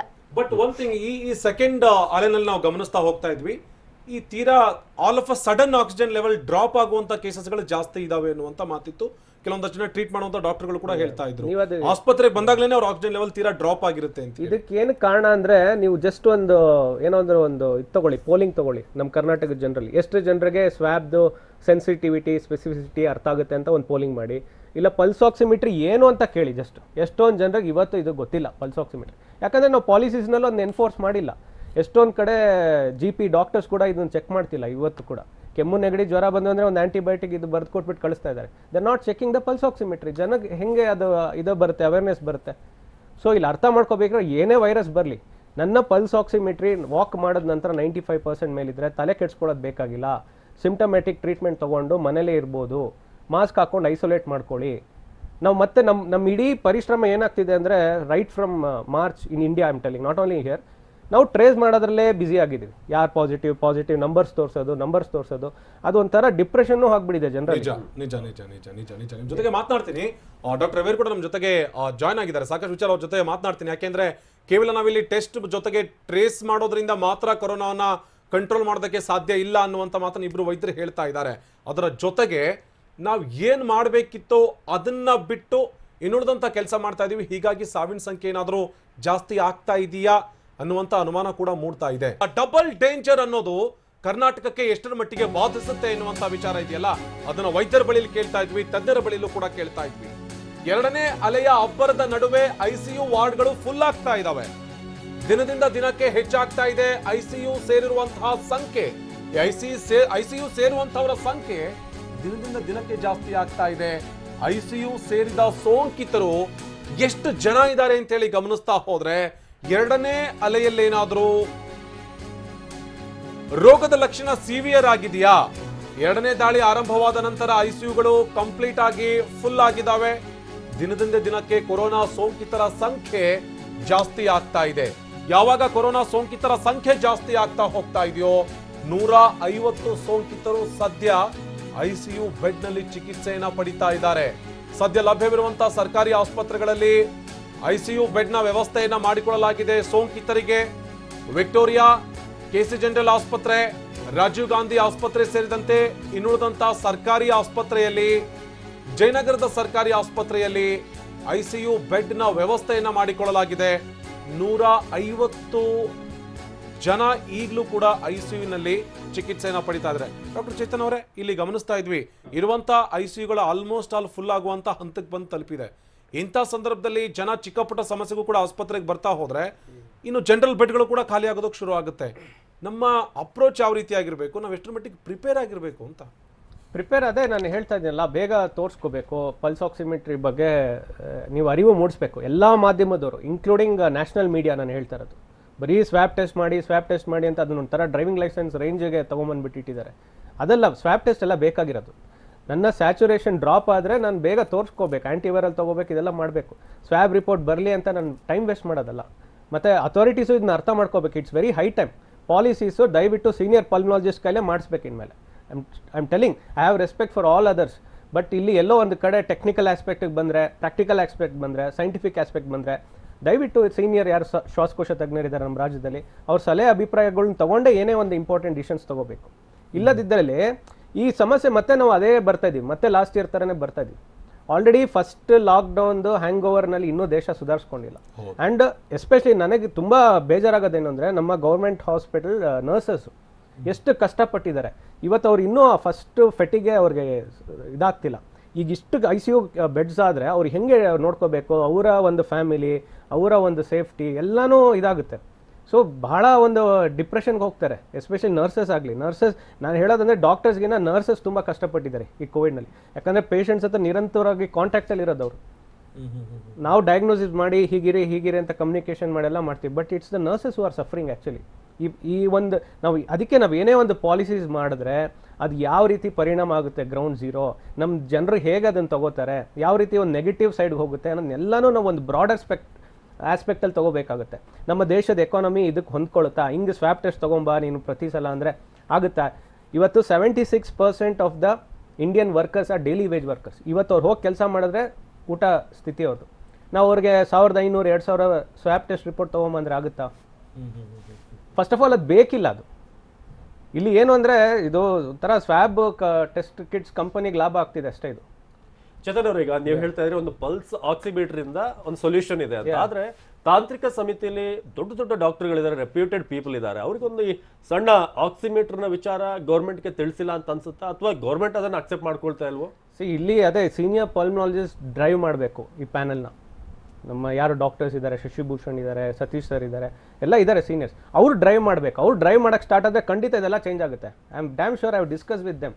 ನಾನು ಈ ಫ್ಲೋ ಚಾರ್ಟ್ ತರಬೇಕಾದ್ರೂ ಕೂಡ ನಾನು ಅವ್ರ ಹತ್ರ ಎಲ್ಲ ಡಿಸ್ಕಸ್ ಮಾಡೇ ತಂದಿರೋದು. ನಮ್ಮ ದೇಶದ ಡೈನಮಿಕ್ಸ್, ನಮ್ಮ ಜನರಿಗೆ ಏನು ಸೆಟ್ ಆಗುತ್ತೆ ಅನ್ನೋದು ಒಂದು ಪ್ರಾಕ್ಟಿಕಲ್ ಸಿಂಪಲ್ ಫ್ಲೋ ಚಾರ್ಟ್ ತಂದಿರೋದು. ಈಗ ನೀವು BVMP ಸ್ಕೂಲ್ನ ಹೇಳಿದ್ರೆ ಅದು ಸ್ಫೋಟ ಆಗಿದೆ ಹಾಗೆ ಹೇಗೆ ಅಂತ, ಏನಾಗಿದೆ? ಸಿಂಪ್ಟಮ್ಯಾಟಿಕ್ ಇರ್ತಾರೆ. What will happen? 7 ದಿವಸದಲ್ಲ it's self limiting viral disease. ಬೇರೆಯವ್ರು ಹಬ್ಬಿಸ್ತಾರೆ. ಅದಕ್ಕೆ ಮಾಸ್ಕ್ ಹಾಕೊಳ್ಳೋಕೆ ಹೇಳಿ. ನೀವು ಅವ್ರನ್ನ ತಂದುಬಿಟ್ಟು ಐಸೋಲೇಟ್ ಮಾಡೋದು, ಅಡ್ಮಿಟ್ ಮಾಡೋದು ಸ್ಟಾರ್ಟ್ ಮಾಡೋದು, ಸ್ಟಿಕ್ಕರ್ ಆವಾಗ ಅವ್ರಿಗೆ ಏನಾಗುತ್ತೆ, ಏನಪ್ಪ ಮಾಡ್ತಿದ್ದಾರೆ, ನಂಗೆ ಏನೂ ಆಗ್ತಿಲ್ಲ, ಇವ್ರು ಯಾಕೆ ಹಿಂಗೆಲ್ಲ ಮಾಡ್ತಿದ್ದಾರೆ ಅನ್ಸುತ್ತೆ. ಸೊ ನಾವು ಸೈನ್ಸ್ ಹರಡೋಣ, ಭಯ ಹರಡ್ಸೋದು ಬೇಡ, ಸೈನ್ಸ್ ಹರಡೋಣ. ನೋಡಪ್ಪ ಹಿಂಗೆ ನೀನು ಸಿಂಪ್ಟಮ್ಯಾಟಿಕ್ ಇದೆಯಾ, 7 ದಿವಸ ನೀನು ಬೇರೆಯವ್ರಿಗೆ ಹರಡಿಸ್ಬೋದು, ಮಾಸ್ಕ್ ಹಾಕೋ, ಇನ್ನೇನು ಬೇಕಾಗಿಲ್ಲ. ಹಂಗೇನೋ ಸಿಂಪ್ಟಮ್ಸ್ ಬಂದರೆ ನಿನಗೆ ಸಿಂಪ್ಟಮ್ಯಾಟಿಕ್ ಟ್ರೀಟ್ಮೆಂಟ್ ತಗೋ, ಒಂದು OPD ವಿಡಿಯೋ ಕಾಲ್ ಮೂಲಕ, ಅಷ್ಟೇ ಬೇಕಾಗಿರೋದು. ನಾವು ಒಂದು ಬೇರೆ ರೀತಿಲಿ ತಗೊಳ್ತಾ ಹೋದ್ರೆ ಅದು ಕೊನೆನೇ ಇಲ್ಲ. ನೀವು ಟೆಸ್ಟ್ ಮಾಡ್ತಾ, ನೀವು ಮೆಜೆಸ್ಟಿಕ್ ಬಸ್ ಸ್ಟ್ಯಾಂಡಲ್ಲಿ ನಿಂತ್ಕೊಂಡು ಇವಾಗ ಟೆಸ್ಟ್ ಮಾಡ್ತಾ ಹೋಗಿ ತುಂಬಾ ಜನ ಪಾಸಿಟಿವ್ಸ್ ಬರ್ತಾರೆ. ಹಂಗಂತ ಅವ್ರೆಲ್ಲರೂ ಬೇಕಾ? ನಾಳೆ ದಿವಸ ನೀವು ಅವ್ರನ್ನ ಐಸೋಲೇಟ್ ಮಾಡಿ ಸಿಂಪ್ಟಮೆಟಿಕ್ ಐಸೋಲೇಟ್ ಮಾಡಕ್ ಸ್ಟಾರ್ಟ್ ಮಾಡ್ತೀರಾ ಅನ್ಕೊಳ್ಳಿ, ನಾಳೆ ಅವ್ನಿಗೆ ಊಟದ ಗತಿ ಏನೋ, ಅವ್ರು ಯಾರು ಮನೆಗೆ ಹೋಗಿ ತರಕಾರಿ ತಂದು ಕೊಡ್ತಾರೆ, ಹಣ್ಣು ಹಾಲು ತಂದು ಕೊಡ್ತಾರೆ, ನಾವು ಅದನ್ನೂ ಯೋಚನೆ ಮಾಡೋಣಲ್ಲ. ನಾವು ಯುರೋಪ್ US ತರ ರಾಷ್ಟ್ರದ ತರ ಇದೀವಾ? ಆ ತರ ಒಂದು ಎಕಾನಮಿ ಇದೆಯಾ ನಮ್ದು? ಸೊ ನಾನು ಅದಕ್ಕೆ ಆ ಫ್ಲೋ ಚಾರ್ಟ್ ತಂದಿರೋದು ನಮ್ಮ ದೇಶಕ್ಕೆ ತಂದಿರೋದು, ನಾನು WHO ತಂದಿಲ್ಲ. ನಿಜ ನಿಜ. ಡಾಕ್ಟರ್ ವಿಜಯ್ ಅವರೇ, ಇಲ್ಲಿ ಡಾಕ್ಟರ್ ಚೇತನ್ ಹೇಳ್ತಾ ಇದ್ರು, ನಾವು ಎಷ್ಟರ ಮಟ್ಟಿಗೆ ಪ್ರಿಪೇರ್ ಆಗಿರ್ಬೇಕು ಅಂತ ಹೇಳಿದ್ರೆ, ಆಸ್ಪತ್ರೆಗೆ ಬರುವಂತವ್ರು ತಮ್ಮ ಆರೋಗ್ಯದ ಗುಣಲಕ್ಷಣ ತಿಳ್ಕೊಂಡು ಅವ್ರು ಸಿವಿಯರ್ ಆಗಿದೀವಿ ಅಥವಾ ನಮಗೆ ಸಮಸ್ಯೆ ಆಗ್ತಿದೆ ಅಂತೇಳಿ ಆಸ್ಪತ್ರೆಗೆ ಬಂದ್ರು ಓಕೆ, ಎಲ್ಲರೂ ಬಂದು ಆಸ್ಪತ್ರೆಗೆ ಸೇರೋದಕ್ಕೆ ಶುರುವಾದ್ರೆ ಲಾಸ್ಟ್ ಟೈಮ್ ಬೆಡ್ ಸಿಗದೆ ಒದ್ದಾಡುವಂತ ಪರಿಸ್ಥಿತಿ ಆಗಿತ್ತಲ್ಲ, ಅದು ಈ ಬಾರಿ ಆಗುವಂತ ಸಾಧ್ಯತೆ ಇದೆ. ಯಾಕೆ ಅಂತ ಹೇಳಿದ್ರೆ ಕಳೆದ ಬಾರಿಗಿಂತ ಈ ಬಾರಿ ವೇಗವಾಗಿ ಹರಡ್ತಾ ಇದೆ ಕೊರೋನಾ ಅನ್ನುವಂತ ಮಾತಿದೆ. ಇಂಥ ಸಂದರ್ಭದಲ್ಲಿ ಜನ ಆಸ್ಪತ್ರೆಗೆ ಬರಬೇಕು ಅಂದ್ರೆ ಏನ್ ಮಾನದಂಡ ಇರಬೇಕು ಅಂತ? ಒಂದು ಪೇಷಂಟ್ ಎಜುಕೇಷನ್ ತುಂಬ ಇಂಪಾರ್ಟೆಂಟ್. ಮೈಲ್ಡ್ ಅಂದರೆ ಏನು, ಮಾಡ್ರೇಟ್ ಅಂದರೆ ಏನು, ಸಿವಿಯರ್ ಅಂದರೆ ಏನು, ಯಾವಾಗ ಅವರು ಆಸ್ಪತ್ರೆಯಲ್ಲಿ ಅಥವಾ ವೈದ್ಯರ ಸಲಹೆಯನ್ನು ಅವರು ಪಡಿಬೇಕು, ಯಾವ ಥರ ಸಿಂಪ್ಟಮ್ಸ್ ಲೈಕ್ ರೆಡ್ ಸೈನ್ಸ್ ಅಥವಾ ಅಲಾರ್ಮಿಂಗ್ ಸೈನ್ಸ್, ಅದನ್ನು ಎಜುಕೇಷನ್ ಮೂಲಕ ಅವರಿಗೆ ಪೇಷಂಟ್ಸಿಗೆ ತಿಳಿಸಿದ್ರೆ ತುಂಬ ಒಳ್ಳೆಯದು. ಅಥವಾ ಅವ್ರಿಗೆ ಏನಾದರೂ ಡೌಟ್ ಇದ್ದರೆ ಈ ಕನ್ಸಲ್ಟೇಷನ್, ಟೆಲಿಕನ್ಸಲ್ಟೇಷನ್ ತುಂಬ ಇದೆ. ಪಲ್ಸ್ ಆಕ್ಸಿಮೀಟರ್ ಇಟ್ಕೊಂಡು ಸ್ಯಾಚುರೇಷನ್ ನೋಡಿಕೊಂಡು ಸಿಂಪ್ಟಮ್ಸ್ ಬಗ್ಗೆ ಡಾಕ್ಟರ್ ಜೊತೆಗೆ ಅವ್ರು ಟೆಲಿಕನ್ಸಲ್ಟೇಷನ್ ಮಾಡ್ಬೋದು. ಅವಾಗ ಅವರಿಗೆ ಆಸ್ಪತ್ರೆಗೆ ಬರಬೇಕು ಬೇಡವೋ ಅಂತ ನಾವು ಅವರಿಗೆ ಅಡ್ವೈಸ್ ಮಾಡ್ಬೋದು. ಅದಕ್ಕೋಸ್ಕರ ಆಸ್ಪತ್ರೆಗೆ ಬಂದರು, ಆಸ್ಪತ್ರೆಯಲ್ಲಿ ಕ್ರೌಡ್ ಎಗೈನ್ ಅವರು ಮಾಸ್ಕ್ ಅನ್ನು ಸರಿಯಾಗಿ ಹಾಕಲಿಲ್ಲ ಅಂದ್ರೆ ಬೇರೆಯವ್ರಿಗೂ ಸ್ಪ್ರೆಡ್ ಮಾಡ್ಬಿಡ್ತಾರೆ. ಯಾಕಂದ್ರೆ ಆಸ್ಪತ್ರೆಯಲ್ಲಿ ವಲ್ನರೇಬಲ್ ಗ್ರೂಪ್ ಇರ್ತಾರೆ. ಇನ್ನೊಂದು ಇದಾಗಿದೆ, ಸ್ವಾಬ್ ನೆಗೆಟಿವ್ ತಗೊಂಬ. In spite of recovering from the disease, ಏನಕ್ಕೆ ಸ್ವಾಬ್ ನೆಗೆಟಿವ್ ತರಬೇಕು ಅವರು? 7 ದಿವಸ 10 ದಿವಸ ಆದ್ಮೇಲೆ ಅದು ಸ್ಪ್ರೆಡ್ ಆಗಿರುತ್ತೆ. ಅದೇನೋ ಬಂದ್ರು ಕೂಡ ಇಟ್ಸ್ ಎ ಡೆಡ್ ವೈರಸ್. ನೀವು ಅದೇ ಒಂದು ಭಯನ ಫಿಯರ್ಸ್ ಬಿಡ್ಬಿಟ್ಟು ಎಷ್ಟೋ ಆಫೀಸ್ಗಳಲ್ಲಿ ಬರ್ತಾರೆ, ನಂಗೆ ಸ್ವಾಬ್ ನೆಗೆಟಿವ್. ಏನಕ್ಕೆ ಬೇಕಪ್ಪ ನಿಂಗೆ ನೆಗೆಟಿವ್? ನಿನ್ಗೆ ಬಂದು ಹೋಯ್ತು, ಮುಗೀತು ಕತೆ. 7 ದಿವಸ 10 ದಿವಸ ಆಯ್ತು, ಅದರಲ್ಲೇ ಬದುಕ್ತಾ ಇರ್ತಾರೆ. ಮತ್ತೆ ಕೆಲವು ನ್ಯೂಸ್ ನೋಡಿ ನಂಗೆ ಸೆಕೆಂಡ್ ಸ್ಟ್ರೈನ್ ಬಂದ್ಬಿಡುತ್ತಾ ಅಂತ ಬದುಕ್ತಾರೆ. So it's a never ending topic. So ದಯವಿಟ್ಟು ಇಟ್ಸ್ ಅ ಹೈ ಟೈಮ್. ನಾನು ಹೇಳೋದು ಪಾಲಿಸೀಸಿಂದ ಹಿಡಿದು ಮೀಡಿಯಾ ಪರ್ಸನ್ ಎಲ್ಲರೂ ಕೂಡ ಸೈನ್ಸ್ನೇ ಹರಡಬೇಕು. ಸೈನ್ಸ್ ಹರಡಿಲ್ಲ ಅಂದರೆ ಇದು ದೇಶಕ್ಕೆ ದೊಡ್ಡ ಹೊಡೆತ ಮತ್ತೆ ಸಾವು ನೋವು. ಒಂದು ಯಾರಾದರೂ ಬ್ರೆಡ್ ಅರ್ನರ್, ಒಬ್ಬ ವ್ಯಕ್ತಿ, ಒಬ್ಬ ಕೂಲಿ, ಅವ್ರ ತಂದೆ ತಾಯಿಗೆ ಸಾಕೋನು, ಅವ್ನು ಏನಾದರೂ ಹೆಚ್ಚು ಕಮ್ಮಿ ಆಯಿತು ಅಂದ್ರೆ ನಾಳೆ ಇದರಿಂದ ಅವ್ರ ತಂದೆ ತಾಯಿ ನೋಡ್ಕೊಳ್ಳೋರು ಯಾರು? ಇದು ಯೋಚನೆ ಮಾಡಿದೀವ ನಾವು? ಇವತ್ತು ಆ ವ್ಯಕ್ತಿಗೆ ನಾವು ಸೈನ್ಸ್ ಹರಡಿಸಬೇಕು. ನೋಡಪ್ಪ ಹೀಗೆ ಸಂಬಂಧಪಟ್ಟಾಗ ಇನ್ನಷ್ಟು ಅಪ್ಡೇಟ್ ಲಭ್ಯವಾಗ್ತಾ ಇದೆ ಕೊರೋನಾ ವೈರಸ್ ವಿಚಾರವಾಗಿ. ಮಾರ್ಚ್ ನಿಂದ ಮತ್ತೆ ಶುರುವಾದಂತ ಕೊರೋನಾ ಅಬ್ಬರ ಕಳೆದ ವರ್ಷ 2020ರಲ್ಲೂ ಕೂಡ ಇದೇ ತಿಂಗಳಲ್ಲಿ ಕೊರೋನಾದ ಸಂಖ್ಯೆಗಳು ಹೆಚ್ಚಾಗ್ತಾ ಹೋಯ್ತು, ಕೇಸ್ಗಳು ಹೆಚ್ಚಾದ. ಮತ್ತೊಮ್ಮೆ ಈ ವರ್ಷದಲ್ಲೂ ಕೂಡ ಇದೇ ತಿಂಗಳಲ್ಲಿ ಯಾಕೆ ಪರ್ಟಿಕ್ಯುಲರ್ಲಿ ಏನಾದ್ರೂ ರೀಸನ್ ಇದೆಯಾ? ಫೆಬ್ರವರಿ ತನಕ ಕಮ್ಮಿ ಆಗಿದ್ದಂತ ಸೋಂಕು ಮತ್ತೆ ಏರಿಕೆ ಕಾಣಿಸ್ತಾ ಇದೆ. ಕೊರೋನಾ ವೈರಸ್ ನಂಬರ್ನಿಂದ ಮತ್ತೆ ರಾಜ್ಯದಲ್ಲಿ ಆತಂಕ ಹೆಚ್ಚಾಗ್ತಾ ಇದೆ. ಯಾಕೆ ಮಾರ್ಚ್ ನಲ್ಲಿ ಕೇಸ್ಗಳು ಹೆಚ್ಚಾಗ್ತಿವೆ? ಕರ್ನಾಟಕದಲ್ಲಿ ಮತ್ತೆ ಶುರುವಾದಂತ ಕೊರೋನಾದ ರುದ್ರ ನರ್ತನ. ಮಾರ್ಚ್ ನಲ್ಲಿ ಸೋಂಕಿತರ ಸಂಖ್ಯೆ ತೀವ್ರವಾಗಿ ಹೆಚ್ಚಳ. ಫೆಬ್ರವರಿ ತಿಂಗಳಲ್ಲಿ ಕಡಿಮೆ ಆಗಿತ್ತು ಕೊರೋನಾ ಸೋಂಕಿತರ ಸಂಖ್ಯೆ, ಆದ್ರೆ ಈಗ ಮತ್ತೆ ಹೆಚ್ಚಾಗಿದೆ. ಯಾಕೆ ಮಾರ್ಚ್ ನಲ್ಲಿ ಈ ಪೀಕ್ ಕಡೆ ಹೋಗುವಂತ ಆರಂಭ ಆಗ್ತಿರೋದು ಯಾಕೆ? ಮಾರ್ಚ್ ಮೊದಲ ವಾರದಿಂದ ಕೊರೋನಾದ ಅಬ್ಬರ ಶುರುವಾಗಿದೆ. ಈ ತಿಂಗಳ ಮೊದಲ ವಾರದಿಂದಲೇ ಕೊರೋನಾದ ಸಂಖ್ಯೆ ನಿಧಾನಕ್ಕೆ ಏರುಗತಿಯನ್ನ ಕಾಣ್ತಾ ಹೋಯಿತು. ಫೆಬ್ರವರಿ ಅಂತ್ಯಕ್ಕೆ ಒಟ್ಟು ಸೋಂಕಿತರ ಸಂಖ್ಯೆ ಕೇವಲ 5,804 ಇತ್ತು. ಮಾರ್ಚ್ 25ಕ್ಕೆ ಅದು 18,000ಕ್ಕೆ ರೀಚ್ ಆಗಿದೆ. ಅಂದ್ರೆ ಲೆಕ್ಕ ಹಾಕಿ 5 18 ನಾವು ಈ ಬಗ್ಗೆ ಚರ್ಚೆ ಮಾಡ್ತಾ ಇದ್ವಿ. ಡಾಕ್ಟರ್ ವಿಜಯ್ ಪ್ರಭಾ ಅವ್ರನ್ನ ಕೇಳೋದಾದ್ರೆ, ಮಾರ್ಚ್ ತಿಂಗಳು ಕಳೆದ ವರ್ಷ ಕೂಡ ಒಂದು ನಿಧಾನಕ್ಕೆ ಆ ಪೀಕ್ ಬಾರ್ ಏರ್ತಾ ಹೋಯ್ತು. ಮತ್ತೊಮ್ಮೆ ಇದೇ ವರ್ಷ ಮತ್ತೆ ಮಾರ್ಚ್ ನಲ್ಲೇ ಏರ್ತಾ ಇದೆ. ಪರ್ಟಿಕ್ಯುಲರ್ ರೀಸನ್ ಇದೆಯಾ ಈ ತಿಂಗಳಲ್ಲಿ ಹೆಚ್ಚಾಗೋದಕ್ಕೆ? ಪರ್ಟಿಕ್ಯುಲರ್ ರೀಸನ್ ಹೇಳಕ್ಕೆ ಕಷ್ಟ. ಯಾಕಂದ್ರೆ ಒಂದು ಲಾಕ್ಡೌನ್ ರಿಲ್ಯಾಕ್ಸ್ ಆದ್ಮೇಲೆ, ಲಾಕ್ಡೌನ್ ನಿಲ್ಸಿದ್ಮೇಲೆ ಜನ ನಾರ್ಮಲ್ ಆಗಿ ನಿಧಾನಕ್ಕೆ ನಾರ್ಮಲ್ ಲೈಫಿಗೆ ಬರಕ್ಕೆ ಶುರು ಮಾಡಿದ್ರು. ಫಂಕ್ಷನ್ಗಳು ಜಾಸ್ತಿ ಆಯ್ತು, ಜನ ಸಂಗಣಿ ಅಥವಾ ಗ್ಯಾದರಿಂಗ್ಗಳು ಜಾಸ್ತಿ ಆಗ್ತಾ ಬಂತು. ಓಕೆ, ಸ್ಲೋಲಿ ಅದರಿಂದ ಮಾಸ್ಕ್ ಧರಿಸೋದನ್ನು ಕೊರೋನಾ ಅಂದ್ರೆ ರಿಲ್ಯಾಕ್ಸ್ ಆಗ್ಬಿಟ್ರು. ಮಾಸ್ಕ್ ಧರಿಸೋದನ್ನು ಮರ್ತು ಬಿಟ್ರು, ರೂಲ್ಸ್ನ ಮರ್ತು ಬಿಟ್ರು, ನಾರ್ಮಲ್ ಆಗಿ ಲೈಫ್ ಲೀಡ್ ಮಾಡ್ಕೊಂಡು ಹೋದ್ರು. ಸೊ ಅದರಿಂದ 5 ತಿಂಗಳ ಗ್ಯಾಪ್ ಇಂದ ಅದು ನಿಧಾನಕ್ಕೆ ಜಾಸ್ತಿ ಆಗ್ತಾ ಇದೆ ಅಂತ ನಾವು ಹೇಳ್ಬೋದು. ಮೇನ್ ನೋಡಿ, ನೀವು ಟೆಸ್ಟಿಂಗ್ ಜಾಸ್ತಿ ಮಾಡ್ತಾ ಹೋದ್ರೆ ಪಾಸಿಟಿವ್ಸ್ ತೋರಿಸುತ್ತೆ. ನಾನು ಅದೇ ಹೇಳಿದ್ನಲ್ಲ, ಇವತ್ತು ನೀವು ಹೋಗಿ ನಿಂತ್ಕೊಂಡು ಮೆಜೆಸ್ಟಿಕ್ ಬಸ್ ಸ್ಟ್ಯಾಂಡ್ ಅಲ್ಲಿ ಟೆಸ್ಟ್ ಮಾಡಿದ್ರೆ ತುಂಬಾ ಜನ ಹಂಗಂತ ಸ್ಫೋಟ ಆಗೋಯ್ತಾ ಮೆಜೆಸ್ಟಿಕ್ ಬಸ್ ಸ್ಟ್ಯಾಂಡ್ ಅಲ್ಲಿ? ಸಿ ದಟ್ಸ್ ವಾಟ್ ಅದೇ ನಾನು ಹೇಳ್ತಾ ಇರೋದು. This where science comes in to role. But ಒಳ್ಳೆ ಪಾಯಿಂಟ್ ಹೇಳ್ತಾ ಇದ್ರಿ ಮೇಡಮ್. ಲಾಕ್ ಡೌನ್ ನಾವು ತೆಗೆದಾದ್ಮೇಲೆ ಜನ ಬಂದಿದ್ದಾರೆ, ಜನ ಓಡಾಡ್ತಾ ಇದ್ದಾರೆ, ಎಲ್ಲಾ ಚಟುವಟಿಕೆಗಳು ಕೂಡ ವಾಪಸ್ ಆರಂಭ ಆಗಿದೆ. ಇಂಥ ಸಂದರ್ಭದಲ್ಲಿ ನಾವು ಕಟ್ಟುನಿಟ್ಟಾಗಿರ್ಬೇಕಿತ್ತು, ಸ್ವಲ್ಪ ಮೈ ಮರ್ತಿದೀವಿ ಹಂಗಾಗಿ. ಬಟ್ ಇದೇ ಬಿಹೇವಿಯರ್ ಮುಂದುವರಿತಾ ಹೋದ್ರೆ ಬಹಳ ಕಷ್ಟ. ವ್ಯಾಕ್ಸಿನ್ ತಗೊಂಡಿದ್ದೀವಿ, ವ್ಯಾಕ್ಸಿನ್ ಬಂದ್ಬಿಡ್ತು, ಸೊ ಕೊರೋನಾ ಹೋಗ್ತಾ ಇದೆ, ವ್ಯಾಕ್ಸಿನ್ ಬರ್ತಾ ಇದೆ ಅಂತ ಜನರಿಗೆ ಒಂಥರ ಫಾಲ್ಸ್. ವ್ಯಾಕ್ಸಿನ್ ತಗೋಬೇಕು, ಆದ್ರೆ ವ್ಯಾಕ್ಸಿನ್ ತಕೊಂಡ್ರು ಅವರು 3 things ನ ಫಾಲೋ ಮಾಡ್ಲೇಬೇಕು. Vaccine is like a car seat belt, ಅದು ಅರ್ಥ ಮಾಡ್ಕೋಬೇಕು. ಎಲ್ಲರೂ ಕಾರ್ ಸೀಟ್ ಬೆಲ್ಟ್ ಹಾಕೊಂಡೇ ಓಡಿಸ್ಬೇಕು. ಕಾರ್ ಸೀಟ್ ಬೆಲ್ಟ್ ಹಾಕೊಳ್ಳಿ, ಹಂಗೆ ನೀವು ಈ ಸಿಂಪ್ಟಮೆಟಿಕ್ ಅಪ್ರೋಚ್ ಫಾಲೋ ಮಾಡಿ. That is important. ನಾನು ವ್ಯಾಕ್ಸಿನ್ ತಗೊಂಡ್ಬಿಟ್ಟೆ, ನನಗೆ ಬರಲ್ಲ, ನನಗೆ ಯಾಕೆ ಬಂತು ಅಂತ ಎಲ್ಲ ಇದು ಮಾಡ್ತಾ ಕೂರೋದು, ಟೈಮ್ ವೇಸ್ಟ್ ಮಾಡೋದು, ಅದೇ ಆಗೋದು. ಬಟ್ ನಾವ್ ಯಾವ ಹಂತದಲ್ಲಿ ಇದೀವಿ ಅಂತ ಹೇಳಿದ್ರೆ ಸದ್ಯಕ್ಕೆ ಯಾವ್ದನ್ನು ಕ್ಲೋಸ್ ಮಾಡೋ ಹಂತದಲ್ಲಿ ಇಲ್ಲ. ಯಾಕೆಂದ್ರೆ ಕಳೆದ ಬಾರಿ ಆದಂತ ಲಾಕ್ ಡೌನ್ ಇಂದಾನೆ ಹೊರಗಡೆ ಬರೋದಕ್ಕೆ ಸಾಧ್ಯ ಆಗಿಲ್ಲ. ಈಗ ಮತ್ತೆ ನಾವೇನಾದ್ರೂ ಲಾಕ್ ಡೌನ್ ಹೇರಿಕೆಯ ಭಯ ಶುರುವಾಗ್ತಿದೆ. ಕೆಲವೊಂದು ಜನ ಸಚಿವರು ಕೂಡ ಮಾತಾಡುವಂತ ಸಂದರ್ಭದಲ್ಲಿ ಅದೇ ಮಾತನ್ನು ಹೇಳ್ತಾ ಇದ್ರು. ಬೆಂಗಳೂರಿನಲ್ಲಿ ಶಾಲಾ ಮಕ್ಕಳಿಗೂ ಕೂಡ ಒಕ್ಕರಿಸ್ತಾ ಇದೆ ಕೊರೋನಾ. 8, 9ನೇ ಕ್ಲಾಸ್ ಬಂದ್ಗೆ ಸಲಹೆ ಬಂದಿದೆ. ಬಿಬಿಎಂಪಿ ವ್ಯಾಪ್ತಿಯ 8, 9ನೇ ಕ್ಲಾಸ್ ಬಂದ್ಗೆ ಸಲಹೆ ಬಂದಿರೋದು. ಕ್ಲಾಸ್ ಬಂದ್ ಮಾಡುವಂತೆ ಬಿಬಿಎಂಪಿ ಸರ್ಕಾರಕ್ಕೆ ಬಿಬಿಎಂಪಿ ವರದಿ ಸಾಧ್ಯತೆ. ಈ ಸೂಚನೆಯನ್ನ ಆಯುಕ್ತರು ನೀಡ್ತಾರೆ. ಏನು ಶಾಲೆಗಳಿಗೆ ಆಯುಕ್ತರು ನೀಡುವಂತದ್ದಿದೆ. ಮೊದಲು ಬಿಬಿಎಂಪಿಗೆ ವರದಿ ನೀಡಲಿರುವಂತಹ ವಿಶೇಷ ಆಯುಕ್ತ, ಬಿಬಿಎಂಪಿ ವಿಶೇಷ ಆಯುಕ್ತ ಶಂಕರ್ ರೆಡ್ಡಿ ವರದಿ ನೀಡಿದ್ದಾರೆ. 8 ಮತ್ತು 9ನೇ ಕ್ಲಾಸ್ ಬಂದ್ಗೆ ಸಲಹೆ. ಬೆಂಗಳೂರಿನಲ್ಲಿ ಶಾಲಾ ಮಕ್ಕಳಿಗೂ ಕೂಡ ಒಕ್ಕರಿಸ್ತಿದೆ ವೈರಸ್. ಸಾಮಾನ್ಯವಾಗಿ ಶಾಲೆಗಳು ಅಂತಂದಾಗ ಒಂದಷ್ಟು ಜನರಿಗೆ ವೈರಸ್ ಬಂದಾಗ, ಪಾಸಿಟಿವ್ ಬಂದಾಗ ಅವ್ರು ಬೇರೆಯವರಿಗೆ ಸ್ಪ್ರೆಡ್ ಮಾಡಬಹುದು ಅನ್ನೋ ಒಂದು ಆತಂಕ ಇದ್ದೇ ಇರುತ್ತೆ. ಕ್ಲಾಸ್ ಬಂದ್ ಮಾಡುವಂತೆ ಸರ್ಕಾರಕ್ಕೆ ಬಿಬಿಎಂಪಿ ವರದಿ ಸಾಧ್ಯತೆ.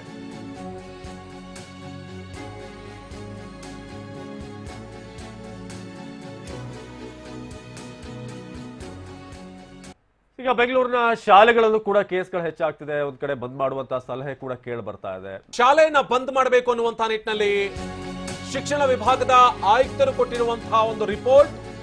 ಬೆಂಗಳೂರಿನಲ್ಲಿ ಶಾಲಾ ಮಕ್ಕಳಿಗೂ ಕೂಡ ಕೊರೋನಾ ಒಕ್ಕರಿಸ್ತಾ ಇದೆ, ಅಂದ್ರೆ ಕೊರೋನಾ ಸೋಂಕು ತಗಲ್ತಾ ಇದೆ. ಬಿಬಿಎಂಪಿ ವ್ಯಾಪ್ತಿಯ 8 ಮತ್ತು 9ನೇ ಕ್ಲಾಸ್ಗಳನ್ನ ಬಂದ್ ಮಾಡಬೇಕು ಅನ್ನುವಂತಹ ಸಲಹೆ ಜೋರಾಗಿ ಕೇಳಿ ಬರ್ತಾ ಇದೆ. ಕ್ಲಾಸ್ ಬಂದ್ ಮಾಡುವಂತೆ ಸರ್ಕಾರಕ್ಕೆ ಬಿಬಿಎಂಪಿ ವರದಿ ಕೊಡುವಂತಹ ಸಾಧ್ಯತೆ ಇದೆ.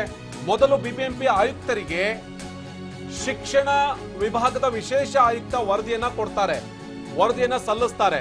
ಈ ಶಾಲೆಗಳನ್ನ ಬಂದ್ ಮಾಡುವಂತಹ ನಿಟ್ಟಿನಲ್ಲಿ ಬಿಬಿಎಂಪಿ ವಿಶೇಷ ಆಯುಕ್ತ ಶಂಕರ್ ರೆಡ್ಡಿ ಆಯುಕ್ತರಿಗೆ ವರದಿಯನ್ನ ನೀಡ್ತಾರೆ. ಆಯುಕ್ತ ಮಂಜುನಾಥ್ ಪ್ರಸಾದ್ ಅವರಿಗೆ ವರದಿ ಕೊಡ್ತಾರೆ. ಮಾಮೂಲಿ ಕ್ಲಾಸ್ ತೆಗೆದುಕೊಳ್ಳೋದರ ಬದಲಾಗಿ, ರುಟೀನ್ ಕ್ಲಾಸ್ಗಳನ್ನ ತೆಗೆದುಕೊಳ್ಳೋದರ ಬದಲಾಗಿ ಶಿಫ್ಟ್ ವೈಸ್ ಕ್ಲಾಸ್ ನ ತೆಗೆದುಕೊಳ್ಳೋಣ ಅಥವಾ ಆನ್ಲೈನ್ ಕ್ಲಾಸ್ ಅನ್ನೇ ನಾವು ಮುಂದುವರ್ಸೋಣ ಅನ್ನುವಂತಹ ನಿಟ್ಟಿನಲ್ಲಿ ಮಾತನಾಡ್ತಾ ಇದ್ದಾರೆ. ವರದಿ ಕೊಡುವಂತಹ ಸಾಧ್ಯತೆ ಇದೆ. ಡಾಕ್ಟರ್ ವಿಜಯ ಪ್ರಭಾರೆ, ಗಮನಿಸ್ತಾ ಇದ್ವಿ, ಮಕ್ಕಳು ಶಾಲೆ ಆರಂಭಿಸುವಂತ ಸಂದರ್ಭದಲ್ಲಿ ಒಂದು ಆತಂಕ ಇತ್ತು, ಎಲ್ಲರೂ ಸೂಪರ್ ಸ್ಪ್ರೆಡರ್ ಆಗ್ಬಿಡ್ತಾರಾ ಅಂತ ಹೇಳಿ. ಸದ್ಯ ಶಾಲಾ ಮಕ್ಕಳಿಗೂ ಕೂಡ ಕೊರೋನಾ ಪಾಸಿಟಿವ್ ಬರ್ತಾ ಇರೋದು ಎಲ್ಲ ಒಂದ್ ಕಡೆಗೆ ಆತಂಕ ಇದೆಯಾ ಅಂತ. ಯಾಕೆಂದ್ರೆ ಮನೆಯವ್ರ ಜೊತೆಗೆ ಬೆರೀತಾರೆ, ಸ್ನೇಹಿತರ ಜೊತೆಗೆ ಬೆರೀತಾರೆ, ಅವ್ರ ಶಾಲೆಯಿಂದ ಮನೆಗೆ ಹೋಗ್ಬೇಕಾದ್ರೆ ಸಿಕ್ಕವ್ರ ಜೊತೆಗೂ ಕೂಡ ಮಾತನಾಡ್ಕೊಂಡು ಹೋಗ್ತಾ ಇರ್ತಾರೆ. ಇಂಥ ಸಂದರ್ಭದಲ್ಲಿ ಶಾಲೆನ ಕ್ಲೋಸ್ ಮಾಡಬೇಕು ಅನ್ನುವಂತ ಸಲಹೆ ತಮ್ಮ ಪ್ರಕಾರ? ಆತಂಕ ಇದೆ. ಯಾಕಂದ್ರೆ ಅವರಿಗೆ ಅಷ್ಟೊಂದು ಸಿವಿಯರ್ ಆಗಿ ಕಾಣಿಸ್ಕೊಳ್ಳದೆ ಇರ್ಬೋದು, ಮಕ್ಕಳಿಗೆ ಮೈಲ್ಡ್ ಆಗಿ. ನಾವು ಇತ್ತೀಚೆಗೆ 1 ವರ್ಷದಲ್ಲಿ ನೋಡಿದ ಹಾಗೆ ಮಕ್ಕಳಲ್ಲಿ ಅಂತ ಸಿವಿಯರ್ ಕಾಂಪ್ಲಿಕೇಶನ್ ನಾವು ನೋಡಿಲ್ಲ, ವಯಸ್ಸಾದವ್ರು ನೋಡಿದ್ರೆ. ಆದ್ರೆ ಅವರು ಮನೆಗೆ ಹೋಗಿ ವಯಸ್ಸಾದವ್ರಿಗೆ, ವಲ್ನರೇಬಲ್ ಗ್ರೂಪಿಗೆ ಸ್ಪ್ರೆಡ್ ಮಾಡುವ ಚಾನ್ಸಸ್ ಬಹಳ ಹೈ ಇದೆ. ಯಾಕಂದ್ರೆ ಮಕ್ಕಳಲ್ಲಿ ನಾವು ಎಲ್ಲಾ ರೂಲ್ಸ್ನ ಇಂಪ್ಲಿಮೆಂಟ್ ಮಾಡಕ್ ಕಷ್ಟ. ಮಾಸ್ಕ್ ಹಾಕೊಳ್ಳಿ, ಕೈ ತೊಳ್ಕೊಳ್ಳಿ, ದೊಡ್ಡವ್ರು ಮಾಡ್ದಂಗೆ ಮಕ್ಕಳು ಮಾಡ್ಲಿಕ್ಕಿಲ್ಲ, ಡಿಸ್ಟೆನ್ಸ್ ಮೇಂಟೈನ್ ಮಾಡಲ್ಲ. ಸೊ ಅದರಿಂದ ರಿಸ್ಕ್ ಜಾಸ್ತಿ. ಅದಕ್ಕಾಗಿನೇ ಶಾಲೆನ ಕ್ಲೋಸ್ ಮಾಡಿ ಅಂತ ಹೇಳ್ತಾ ಇದ್ದಾರೆ. ಬಟ್ ಡಾಕ್ಟರ್ ಚೇತನ್ ಅವರೇ, ಇಲ್ಲಿ ಶಾಲೆ ಒಂದು ಶಾಲೆನಲ್ಲಿ ಪಾಸಿಟಿವ್ ಬಂದಿದೆ ಅನ್ನುವಂತ ಕಾರಣಕ್ಕೆ ನಾವು ಶಾಲೆನ ಬಂದ್ ಮಾಡಿದ್ವಿ ಅಂತ ಹೇಳಿದ್ರೆ ಇತರೆ ಶಾಲೆಗಳಿಗೂ ಕೂಡ ಅದು ಅನ್ವಯ ಆಗ್ತಾ ಹೋಗುತ್ತೆ. ಇಲ್ಲಿ ಶಾಲೆನ ಯಾಕೆ ಬಂದ್ ಮಾಡಬೇಕು ಅಂತ ಹೇಳಿ ಹೇಳ್ತಾ ಇದ್ದಾರೆ ಅಂತ ಹೇಳಿದ್ರೆ ಅವರೇ ಸೂಪರ್ ಸ್ಪ್ರೆಡ್ ಆಗುವಂತ ಆತಂಕ ಕೂಡ ಇದೆ. ಅಲ್ಲ, ಹೌದು, ಸೂಪರ್ ಸ್ಪ್ರೆಡರ್ಸ್ ಖಂಡಿತ ಹೌದು. ಎಷ್ಟೊಂದು ಜನ ಈಗ ಇನ್ಫೆಕ್ಟ್ ಆಗಿ ಬಂದಿರೋರು ಏನಾದ್ರು ಇದಾದಾಗ, ಅಡ್ಮಿಟ್ ಆದಾಗ ಅವ್ರು ಹೇಳೋದು ಮನೇಲಿ ಮಕ್ಳಿದಾರೆ ಸರ್, ಏನಾದ್ರೂ ಆಗ್ಬಿಡುತ್ತಾ? ಫಸ್ಟ್ ಕ್ವಶನ್ ಕೇಳ. It's the other way. ಮಕ್ಕಳಿಂದ ನಿಮ್ಗಾಗಿರೋದು, ಮಕ್ಕಳು ಇರೋದ ಸೂಪರ್ ಸ್ಪ್ರೆಡರ್ಸ್. ಅವರು ಇದುವರೆಗೂ ಯಾರು ಒಂದು ICU ನಲ್ಲಿ ನೋಡಿಲ್ಲ ಮಗುನ. ಎಷ್ಟೊಂದ್ ಜನ ಸುಮ್ಮನೆ ತಾಯಿ ಜೊತೆ ಬಂದಿರ್ತಾರೆ, ಜಸ್ಟ್ ಒಂದು ಹಾರ್ಡ್ಲಿ ಒಂದು ಹಾಫ್ ಅನ್ ಅವರ್ ಕಾಫ್ ಇರಲ್ಲ ಅಥವಾ ನೆಗಡಿ ಇರಲ್ಲ, ಹಂಗೆ ರಿಸಾಲ್ವ್ ಆಗ್ಬಿಟ್ಟಿರುತ್ತೆ, ಏನು ಸಿಂಪ್ಟಮ್ಸ್ ಇರಲ್ಲ, ಪಲ್ಸ್ ಆಕ್ಸಿಮೆಟ್ರಿನೂ ನಾರ್ಮಲ್ ಇರುತ್ತೆ. It's the other way. ಮಕ್ಕಳು ಏನು ಆಟ ಆಡ್ಕೊಂಡ್ ಬರ್ತಾರೆ ಅಥವಾ ಬೇರೆ ಅವರಿಂದ ಸೂಪರ್ ಸ್ಪ್ರೆಡ್ ಆಗಿ ಮನೇಲಿ ಇರೋ ವಲ್ನರಬಲ್ ಗ್ರೂಪ್ ಇದಾಗುತ್ತೆ. So it's not the other way. ನನಗ್ ಬಂತು ನನ್ನ ಮಗುಗೆ ಏನಾಗ್ಬಿಡುತ್ತೆ ಅನ್ನೋದಲ್ಲ. It's the other way. ಮಗುವಿಂದ ನನಗ್ ಬಂದಿದೆ. So that is one science, it has to be told. So ಇಲ್ಲಿ ಈಗ ಮಕ್ಳಿಗಾಗಿರೋದ್ರಿಂದ ಮನೇಲಿ ಇರೋ ವಯಸ್ಸಾದವರು ಹುಷಾರಾಗಿರ್ಬೇಕು. ಸೊ ದೇ ಶುಡ್ ನಾಟ್ ಇದು ಹಂಗ್ ಬಂದ್ರು ಕೂಡ ನೆಕ್ಸ್ಟ್ ನಾನು ಫ್ಲೋ ಚಾರ್ಟ್ ಅಲ್ಲಿ ನಾನು ಎಕ್ಸ್ಪ್ಲೈನ್ ಮಾಡ್ದಂಗೆ ಅದನ್ನ ಫಾಲೋ ಮಾಡ್ಬೇಕಷ್ಟೇ. ಆತಂಕ ಪಡೋದು ಬೇಡ. ಸೊ ಫುಲ್ ಕ್ಲಾಸ್ನೇ ಬಂದ್ ಮಾಡೋದು, ತಗೊಂಡು ಸ್ಯಾನಿಟೈಸೇಷನ್ ಮಾಡ್ತಾ ಹೋಗೋದು, ಇಡೀ ವಾಲು ಗೋಡೆ ಎಲ್ಲ ಅದೆಲ್ಲ ಬೇಕಿಲ್ಲ. So fomite transmission is very very negligible. So ಒಂದು ಸರ್ಫೇಸ್ ಇಂದಾಗ್ಲಿದ್ದು ಅಲ್ಲಿ ಬಿದ್ದಿರೋ ವೈರಸ್ ಏನು ಮಾಡಲ್ಲ ನಿಮಗೆ. Main respiratory droplets. So mask ಹಾಕೋಬೇಕು. ಸೊ ಶಾಲೆ ಬಂದ್ ಮಾಡಿದ್ರೆ ಮತ್ತೆ ಇನ್ನೊಂದ್ 2 ತಿಂಗಳು ಬಿಟ್ರೆ ಮತ್ತೆ ನೀವೇನೋ ಟೆಸ್ಟ್ ಮಾಡಿದ್ರೆ ಇನ್ನೊಂದು ಬರುತ್ತೆ, ಮತ್ತೆ ಶಾಲೆ ಕ್ಲೋಸ್ ಮಾಡ್ತೀರಾ? ಸೊ ಇದ್ರ ಬಗ್ಗೆ ಒಂದು ಸಮಗ್ರವಾಗಿ ಒಂದು ಇದನ್ನ ನೋಡ್ಬಿಟ್ಟು ಕಾನ್ಸೆನ್ಸಸ್ ಬಂದು ಶಿಕ್ಷಣ ಇಲಾಖೆ ಆಗ್ಲಿ ಯಾರೇ ಆಗ್ಲಿ ಎಲ್ಲರೂ ಇದು ತಗೊಂಡ್ಬಿಟ್ಟು ಒಂದ್ ಇದಕ್ ಬರ್ಬೇಕು. ಇಲ್ಲ ಅಂದ್ರೆ ಈ ತರ ಪದೇ ಪದೇ ನ್ಯೂಸ್ ಅಲ್ಲಿ ಬರ್ತಾ ಇರೋದು ಮತ್ತೆ ಇದಾಗೋದು, ಪೇರೆಂಟ್ಸ್ ಆತಂಕಕ್ಕೆ ಒಳಗಾಗ್ತಾರೆ. ಏನಪ್ಪಾ ಸ್ಟೂಡೆಂಟ್ಸ್ ಲೈಫ್ ಹೆಂಗೆ, ಕೆರಿಯರ್ ಹೆಂಗೆ, ಅವ್ರು ಓದ್ತಾ ಇದ್ದಾರಾ, ಆನ್ಲೈನ್ ಕ್ಲಾಸ್ ಅಲ್ಲಿ ಏನ್ ಅರ್ಥ ಆಗ್ತಿದೆ, ಎಲ್ಲಾನು ಇದನ್ನ ತಗೊಂಡು ಒಂದ್ ಇದಕ್ ಬರ್ಬೇಕು. ನಿಜ ಮೇಡಮ್. ಕೊನೆಯದಾಗಿ ಜನ ಹೇಗ್ ಬಿಹೇವ್ ಮಾಡ್ಬೇಕು ಅಂತ, ನಾವೀಗ ಸಂಕಷ್ಟದ ಕಾಲದ ಸನಿಹದಲ್ಲಿ ಇದೀವಿ. ಈಗಲೂ ಎಚ್ಚೆತ್ತುಕೊಳ್ಳದೆ ಹೋದ್ರೆ ದೊಡ್ಡ ಮಟ್ಟದ ಆತಂಕ ಶುರುವಾಗುತ್ತೆ. ಜನ ಎಚ್ಚೆತ್ತುಕೊಳ್ಬೇಕೀಗ. ಅದರ ಜೊತೆಗೆ ನಾವು ಎಷ್ಟರ ಮಟ್ಟಿಗೆ ಜನನ ಅರಿವು ಮೂಡಿಸ್ತಾ ಇದೀವಿ ಅನ್ನೋದು ಕೂಡ ವೆರಿ ವೆರಿ ಇಂಪಾರ್ಟೆಂಟ್. ಅದ್ರ ಜೊತೆಗೆ ಎಷ್ಟರ ಮಟ್ಟಿಗೆ ಮಾನಿಟರ್ ಮಾಡ್ತಾ ಇದೀವಿ ಅನ್ನೋದು ಕೂಡ ಇಂಪಾರ್ಟೆಂಟ್ ಆಗುತ್ತೆ. ಕೊನೆಯದಾಗಿ ಇವಾಗ ಆರೋಗ್ಯ ಇಲಾಖೆ ಸರ್ಕಾರ ಮಾಡೋ ಪ್ರಯತ್ನ ಎಷ್ಟೊಂದು ಬಹಳ ಕಷ್ಟಪಟ್ಟವ್ರು ಪ್ರಯತ್ನ ಮಾಡ್ತಿದ್ದಾರೆ. ಅದನ್ನು ನಾವು ಸಫಲಕ್ಕೆ ತರಬೇಕಾದ್ರೆ ನಾವು ಜನರು ಸ್ವಯಂ ಪ್ರೇರಿತರಾಗಿ ಅದರ ಜೊತೆ ಕೈ ಜೋಡಿಸಿ ಅವರು ಕೆಲಸ ಮಾಡಬೇಕು. ಓಕೆ, ರೂಲ್ಸ್ ಸರ್ಕಾರಕ್ಕೋಸ್ಕರ ನಾವು ಮಾಸ್ಕ್ ಹಾಕೊಳ್ಳೋದಲ್ಲ, ಅದು ಆರೋಗ್ಯ ಇಲಾಖೆಗೋಸ್ಕರ ನಾವು ಮಾಸ್ಕ್ ಹಾಕೊಳ್ಳೋದಿಲ್ಲ. ನಮ್ಮ ಆರೋಗ್ಯಕ್ಕೋಸ್ಕರ, ನಮ್ಮ ಕುಟುಂಬವನ್ನು ರಕ್ಷಿಸ್ಲಿಕ್ಕೋಸ್ಕರ ನಾವು ಆ ರೂಲ್ಸ್ ನ ಫಾಲೋ ಮಾಡಬೇಕು. ನಿಜ ನಿಜ ನಿಜ. ಡಾಕ್ಟರ್ ಚೇತನ್ ಅವರೇ, ಕೊನೆಯದಾಗಿ ಮೇಡಮ್ ಹೇಳ್ತಾ ಇದ್ರು, ನಾವು ಸರ್ಕಾರ ಹೇಳಿದೆ ಅಂತ ಮಾಸ್ಕ್ ಹಾಕೊಳ್ಳೋದಲ್ಲ, ನಾವು ಮಾಸ್ಕ್ ಹಾಕೊಂಡು ನಾವು ಬಚಾವ್ ಆಗ್ಬೇಕು, ನಮ್ ಜೊತೆಗಿರೋರು ಬಚಾವ್ ಆಗ್ಬೇಕು, ನಮ್ಮ ಎದುರುಗಡೆ ಇರೋರು ಬಚಾವ್ ಆಗ್ಬೇಕು. ಇದು ಬೆಳಿಬೇಕು ಜನರಲ್ಲಿ. ಹೌದು, ಇದೆಲ್ಲ ಇದಾಗೋವರೆಗೂ ಖಂಡಿತ ಹಾಕೊಳ್ಳೇಬೇಕು. ಅಂಡ್ ಮೇನ್ ನಾನು ಸಿಂಪ್ಟಮೆಟಿಕ್ ಫ್ಲೋ ಚಾರ್ಟ್ ಏನಿದೆ ಅದನ್ನ ಫಾಲೋ ಮಾಡಬೇಕು. ಅಂಡ್ ಆದಷ್ಟು ಕೂಡ ಪಾಲಿಸೀಸ್ ಅಲ್ಲಿ ಹೆಚ್ಚು ಪ್ರಿಫರೆನ್ಸ್ ಇದಕ್ಕೆ ಕೊಡಬೇಕು ಹೊರತು not on the swab report. Thank you doctor Chetan ಅವರೇ. Thank you doctor Vijaya Prabha ಅವರೇ. ಇಷ್ಟೊತ್ತು ಟಿವಿನ ಜೊತೆ ಮಾತನಾಡಿದ್ರೆ. ಡಾಕ್ಟರ್ ಗಿರಿಧರ್ ಅವರೇ ಥ್ಯಾಂಕ್ ಯು. ಹಾಗೆ ಡಾಕ್ಟರ್ ರವಿ ಕೂಡ ನಮ್ಮ ಜೊತೆಗೆ ಜಾಯ್ನ್ ಆಗಿ ಸಾಕಷ್ಟು ವಿಚಾರವನ್ನ ವ್ಯಕ್ತಪಡಿಸಿದ್ರು. Thank you. ಇಲ್ಲಿ ಗಮನಿಸಬೇಕಾಗಿರೋದು, ಸರ್ಕಾರ ಇಲ್ಲಿ ನಿರ್ದೇಶನ ಕೊಡ್ತಾ ಇದೆ, ಸರ್ಕಾರ ಇಲ್ಲಿ ಸೂಚನೆ ಕೊಡ್ತಾ ಇದೆ, ಕೊನೆಗೆ ಮುಂದುವರೆದು ಸರ್ಕಾರ ಇಲ್ಲಿ ನಿಯಮನೇ ಜಾರಿಗೆ ಮಾಡಿದೆ. ಇಂಥ ಸಂದರ್ಭದಲ್ಲೂ ನಾವು ಎಚ್ಚೆತ್ತುಕೊಂಡು ಮಾಸ್ಕ್ ಹಾಕೊಳ್ಳದೇನೆ ಬೇಕಾಬಿಟ್ಟಿಯಾಗಿ ಓಡಾಡೋದಕ್ಕೆ ಶುರು ಮಾಡಿದ್ರೆ ಅಥವಾ ನಿರ್ಲಕ್ಷ್ಯ ವಹಿಸಿ ಬೇಜವಾಬ್ದಾರಿತನದಿಂದ ಓಡಾಡೋದಕ್ಕೆ ಶುರು ಮಾಡಿದ್ರೆ ಕೊನೆಯದಾಗಿ ಸಫರ್ ಆಗುವಂತವ್ರು ನಾವೇ. ಈ ಕಾರಣಕ್ಕಾಗಿ ಮುಂದಾದ್ರೂ ಮಾಸ್ಕ್ ಹಾಕೊಂಡು ನಾವು ಬಚಾವಾಗೋಣ, ನಮ್ಮ ಮನೆಯವ್ರನ್ನ ಬಚಾವ್ ಮಾಡೋಣ. ಅದರ ಜೊತೆಗೆ ಇಡೀ ಸಮಾಜನ ಬಚಾವ್ ಮಾಡಬೇಕಾಗಿರುವಂತ ಜವಾಬ್ದಾರಿ ನಮ್ಮ ಮೇಲಿದೆ. ಅದೇ ನಿಟ್ಟಿನಲ್ಲಿ ಸರ್ಕಾರ ಕೂಡ ಯಾವುದನ್ನ ಜಾರಿ ಮಾಡಿದಾರೋ ಅದು ಆಗ್ತಾ ಇದೆಯಾ ಇಲ್ವಾ ಅನ್ನೋದನ್ನ ಮಾನಿಟರ್ ಮಾಡಬೇಕಾದಂತಹ ಅವಶ್ಯಕತೆ ಇದೆ. ಇದು ಈ ಹೊತ್ತಿನ ವಿಶೇಷ. ನಿರಂತರ ಸುದ್ದಿಗಾಗಿ ನೋಡ್ತಾ ಇರಿ TV9.